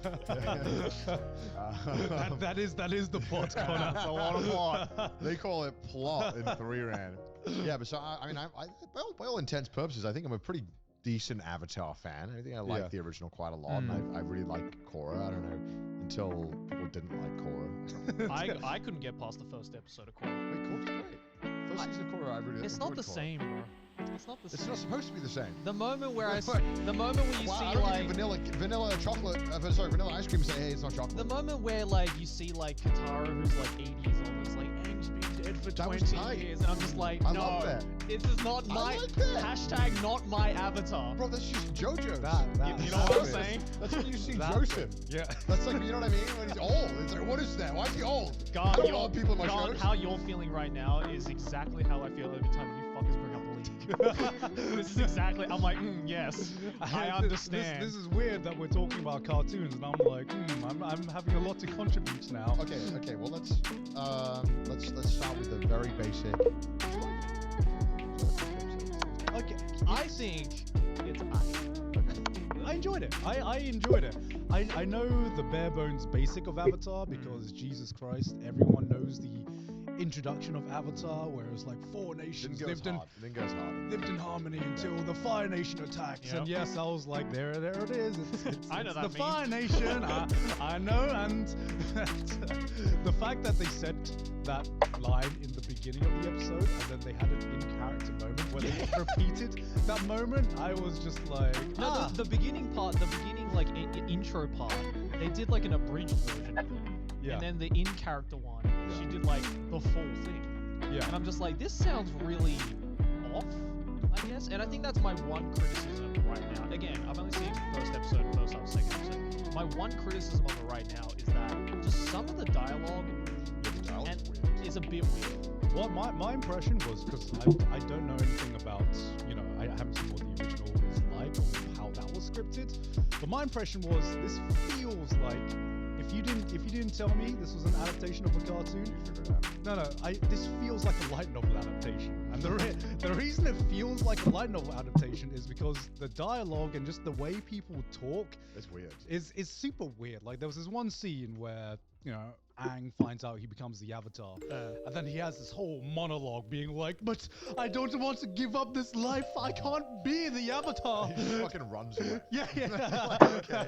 And it's just him just narrating all of his internal thoughts, and I'm like, this feels like something a light novel would do. Yeah, you know? it's weird, right? Because I'm pretty sure something similar like that happened in the original cartoon.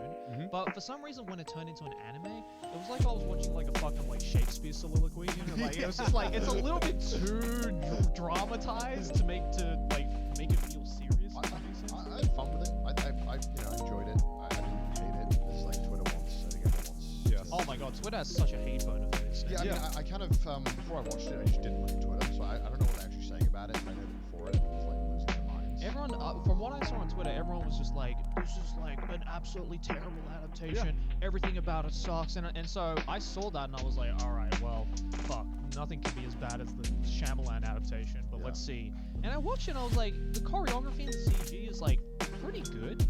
Yeah, Last I Not amazing, but I feel like it's pretty Twitter, good. with the engagement bait now Yeah. that is going on Twitter, because I only knew that this was released through all of the shitting on it on Avatar that came out yesterday, and so I came into it thinking, oh, this is gonna be fucking awful. I'm gonna get popcorn, ready to roast the shit out of this, like the fucking Fire Nation did to everyone else, and then it just like I watched it and then. It wasn't bad. I don't know. It's not bad. Maybe it gets worse. Visually, it's done very well. Like I think all the costumes are great. I think all the characters look great. Nothing looks out of place. Yeah. I think the dialogue is just kind of whatever. And also the one thing that Some of the acting as well. the acting is like, honestly, I feel bad because I literally a kid, but I'm just kind of like, I'm like, oh god, it's hard to watch. He's not much of an actor. And people might be like, oh man, like it's so much better. It's just like that in the anime. I'm like, no, it's kind of like super chill and fun to watch it. And I guess cartoon. Anyway. Whatever. Yeah. But I like Iroh and I like what's the fuck the guy? I forgot his name. Zuko. I like Zuko. I think Zuko. Yeah, Zuko's funny. Zuko's really good in Zuko's it. great. I also like Katara and Sokka as well. Like I thought I think the one thing that they did really well with this one, and I don't know, maybe my standards is just low because I'm comparing it to the Shyamalan adaptation, but the casting is like pretty good. The casting is pretty damn good. I could not stop staring at his name's Sokka. Sokka. Sokka. Yeah. He has like he has the most defined chin of like anyone gosh, I've ever seen in my life. I turned to Sydney and I was like, bro, he definitely looked Max's, man. he mewed the fuck out of that chin, man. Just One thing I actually did feel like was kind of weird is that like Look at that jawline. that fucking jawline, man. God. it feels intentional that he does that with his face. Well, because a lot of I think what they're trying to do, especially with like Sokka, for instance, is that like a lot of the facial expressions that the actual actor does is very synonymous to what the cartoon version is. So Yeah. like, it's the same kind of like facial movements and like attitude, which like I respect because again that's the one thing the Shyamalan version did not do. Like if you look at the Shyamalan Sokka, it is like that's not fucking Sokka. That's just a dude in a Sokka outfit.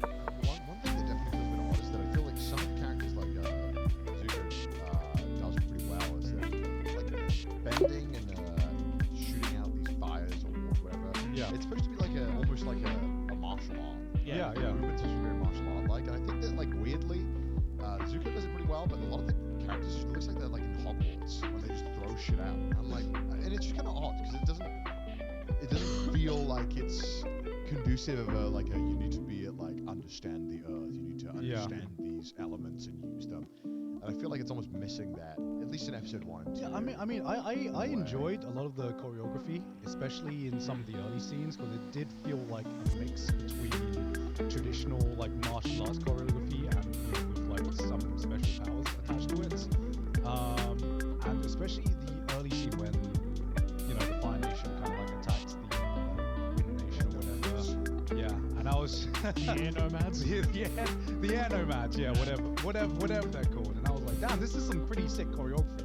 I will for a lot say of the this. one thing that distracted the shit out of me in episode 1 was I completely forgot that Avatar, the Aang's teacher's name was Gyatso. And just the entire time I was just like, Gyatso!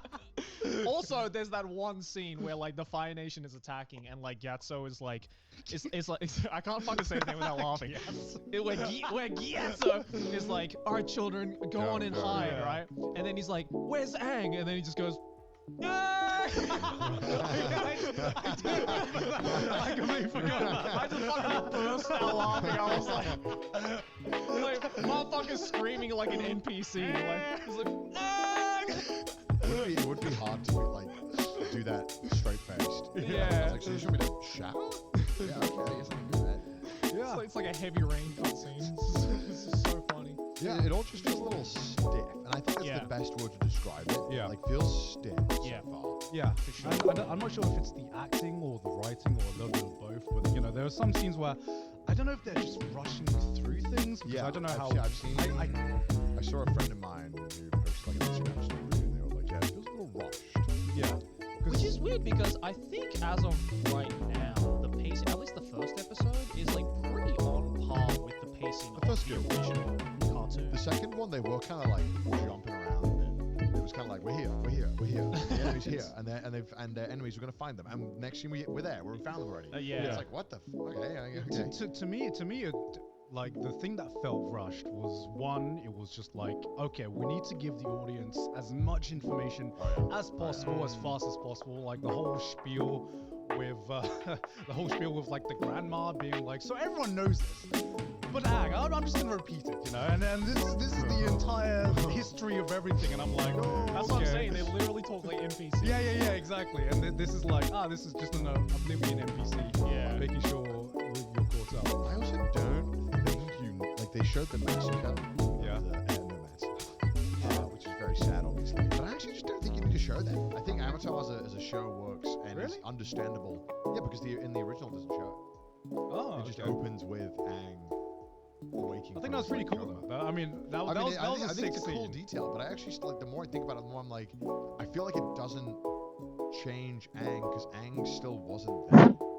Like Aang Yeah. leaves, so Aang doesn't Yeah. experience it, and I almost feel like, I mean, obviously seeing that adds to the weight because Aang left and abandoned the I people. feel like they should have gone harder on the invasion scene just to like really build up the Fire Nation because I thought we were gonna have a full-on fucking Anakin goes back to the kids' temple scene where Yeah. because there were a bunch of kids Well, I mean, hiding, like, right? in the scene before, they literally like toast a guy. Yeah, they literally like Yeah. toast the And guy. then after that, nobody gets more than a beating. Yeah, When yeah, they're, like, searing. Like it's like, come on, if we're gonna commit to charring a man and let's just fucking go hard. I don't know, man. Gyatso got fucking crisped up. Well, because like In that scene. Avatar's a pretty like dark. At times can be a dark show. There's a Very very dark. famous episode. That I guess it's not pretty. Yeah. Yeah, Are you talking I- about this one, baby? Yeah, the bloodbending. Yeah, that's a Where fucking like this awesome old woman episode. goes to like I forgot her name. I forgot her name. Some sexist like Sokka actually. what the fuck is bloodbending? Okay, Okay, so slight spoiler for Avatar. what's the name Yeah. of the woman again? What, Katara? Yeah, Katara. Yeah, Yeah. Katara. Yeah. Because Like- what was the woman goes, hey, what do you think it's in blood? Water. You could bend that fucking blood if you know what you're Yeah, doing. and there's this one scene where like Katara is like learning to bloodbend, and like that death is Yeah. like Yeah. easily the most scarring thing I've ever seen in like a children's cartoon. Oh, Yeah. It's shit. actually like mega dark, and but like that was the point in Avatar as well, where I was like, oh okay, this is something different. This Yeah. is tight. But I don't know, like I think at this point in the story, again, I've only seen first episode, so I don't know. But like at this point in the story, yeah, it's as you said, it's like it's just a bit stiff, it's just a bit awkward at times, and it doesn't feel like genuine interactions with these characters, if that Yeah. makes sense. Yeah. It almost feels like their relationship has been just fast forwarded because Yeah. I'm like, It's everyone like seems pre-programmed. everyone seems really close, like already, really fast, and this Yeah. seems like doesn't it felt like it was not a natural progression. It felt like okay, these people need to get along, and then they just suddenly have chemistry. Well, they removed Sokka's sexism. Yeah, I was about to say, like one of the Yeah. updates that they did was they were like, okay, so in the live action Avatar, Sokka is no longer a misogynist, and, Okay. and everyone was, to comply with today's standards, and Yeah. everyone was like, no, the point of Sokka being a misogynist is that he grows from it, and then at the end of the show, he's not a misogynist, and he Well- learns to like well, yeah, 'cause respect female warriors. Like the second episode is when he goes to the village and gets trained by the girl. Yeah. And Kyoshi, that's yeah. part of the arc of Sokka and making him more likable is that he was this kind of guy who had obviously these pre-notions. It's like, oh, you're a female warrior, Yeah, you're not as yeah. strong as the male. But it doesn't really hit. It's kind of like a weird love thing. In the Yeah, show. they're going to second base way too Yeah, fast. I didn't if really. you ask me. I thought it was kind of like that. It didn't really work. But Yeah. I think it from It's that everything. jawline, man. Yeah. It's the goddamn jawline. What He can like I turns say? up the village like. That's legit. That's what he looks like. Motherfucker's face bending, man. He's inventing a new element right here. It's the Avatar.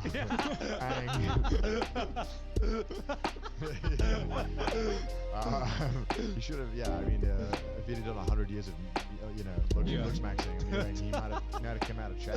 Instead, he came out New a little bending. beta boy. Yeah. What I don't understand, Bald. what I don't understand is how the fuck did the Water Tribe lose to the Fire Tribe? Because I was just like, Kind of glossed over. yeah, I was like, okay, seeing the Fire Nation attack the Wind Nation, I was like, okay, this is just a bad matchup. But like when that girl was in like the fucking tornado, Yeah. and the guy just puts like the fire in like the air, just like she just crisps herself basically. Well, no, I'm like- isn't it the whole thing of that because it was the Comet Festival? You find out later in the series that the comet is supposed to like increase the power of firebending. Oh. So that's why they decided to attack on that day, because it's like, yeah, we might have like an elemental disadvantage, but because we got the power of comet and anime on our side, we can fucking destroy any of the other elements, and that's how they like took over it. But they don't Yeah. explain that in the live action. And then I think also in the animated something like the cartoon, there's like Maya can also use like lightning. That Oh yeah, because Iron is lightning bending, which is also sick as shit. How's that to do with fire? It's close enough. Isn't that close to like air, if anything? You know. Well, it's like plasma, Plasma bending. Plasma pending. Yeah, I think it's just kind of whatever suits the story, and that's Yeah, okay because it yeah. kind of makes sense. I am looking forward to seeing what's her face, the blind girl. Yeah, I'm interested to see how they're gonna do that. What's her name again? Shit. Oh fuck, I know. She's like my favorite character. Fuck, what's her name? Toph. Toph. That's Toph, it. Yeah. Toph. I'm excited to see Toph because she is easily the the best thing out of Avatar. Yeah, the earthbending effects in like the very first scene look really cool. Yeah, it With was the really earth cool. breaking Yeah. and the wind Especially one. again compared And to the- the Shyamalan. Yeah, I've seen that clip of the M Night Shyamalan where the 5 To be Earthbenders. fair, and it's like 3 rocks. to be fair, you know, back in the day, CGI wasn't as good. You know, if we the tables would turn. I Yeah. think. I saw an Onion article that was like it was like an Onion article and it was a Shyamalan quote. He goes, "See, it's not so easy, huh?"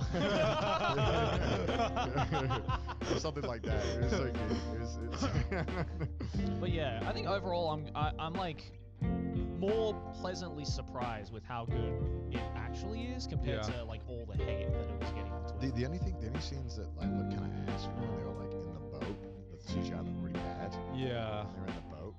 What, at the beginning? Yeah, it looked really bad. And I Yeah, was like, there oh. were some sort of shots of CGI that look a bit dodgy, but nothing enough to like really bring me out of it. Ah, Well, I mean, the show looks at its best when you just let the costumes are so good. Just let Yeah. the costumes and the backdrop do all the work. You know, you get these cool buildings, these cool backdrops. Again, when you do the compare it to work. fucking Shyamalan Soccer, that's second image. That's Yeah. the same character. Ain't no way. Well, what was so bad about the Shyamalan one? Because I've Everything. I haven't watched it. I've never watched it. I just Oh. know it's like horrible. You should sit down with a bucket of popcorn and watch that one. Because I like I watch, said, watch the Netflix one, Yeah. and then go back and watch the Shyamalan one, and you'll realize just how much better the Netflix one is. and then I'll start with the Shyamalan one and then level up. I'll start with the Shyamalan you can one, do then the that too. Netflix one, and then actually go back and watch Yeah, then watch the cartoon. original Yeah. TV series as Yeah. well. Do you think? Original's really good. Do you think it still would have aged well? Like now? Do you think it's The like, cartoon. Yeah. did you- Yeah. Yeah, it's still great. I watched it for the first time during COVID. Oh shit. Yeah, okay. because I didn't have Nickelodeon growing up, so I missed out on a bunch of Nickelodeon shows. So like during COVID, I was like, well, I have to fucking just watch Avatar. I feel it's like Yeah. a rite of passage. That's And really I watched it, and it's amazing. Yeah, it's really actually good. so good. Yeah. Yeah, well, I think like from my impression of this Avatar, it's a good introduction that I don't think As is. it often is with the No, live action. like it. I came into it with a similar feeling of like the One Piece live action, where Yeah. I'm like, I know this is probably not going to be the best way to consume the story, but it's a cool introduction. I think it does its job.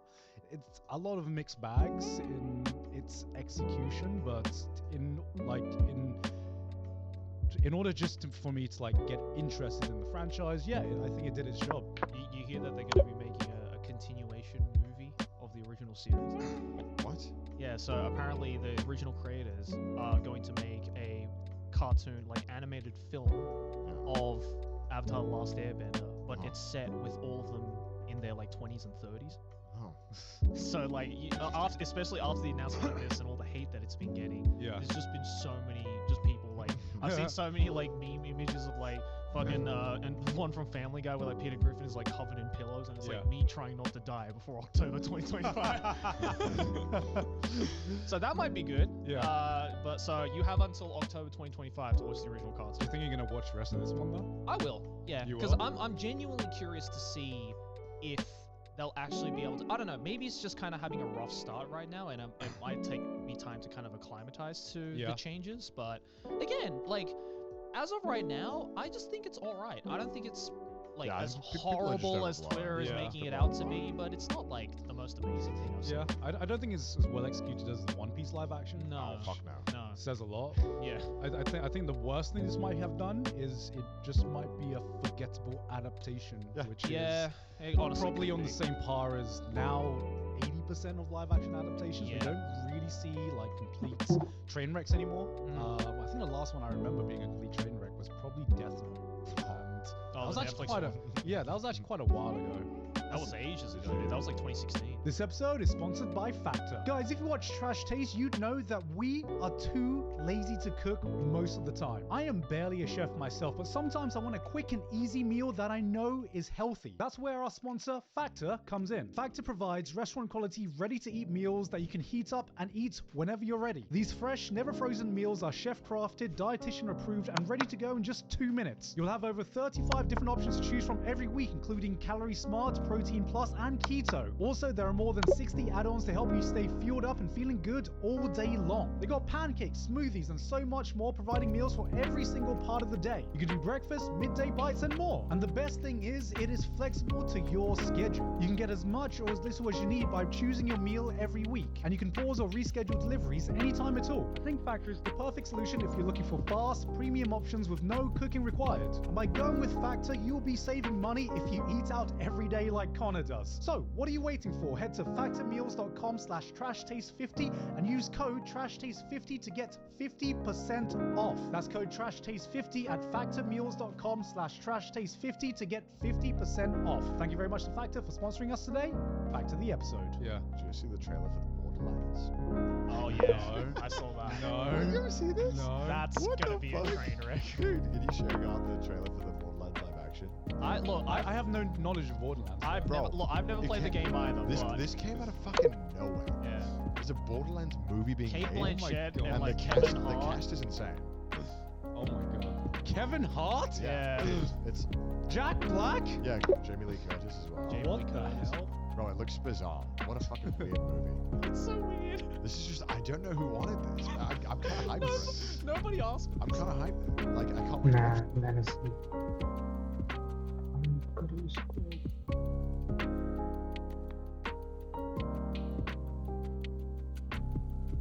Yes, let's for today. Can't do this anymore any longer.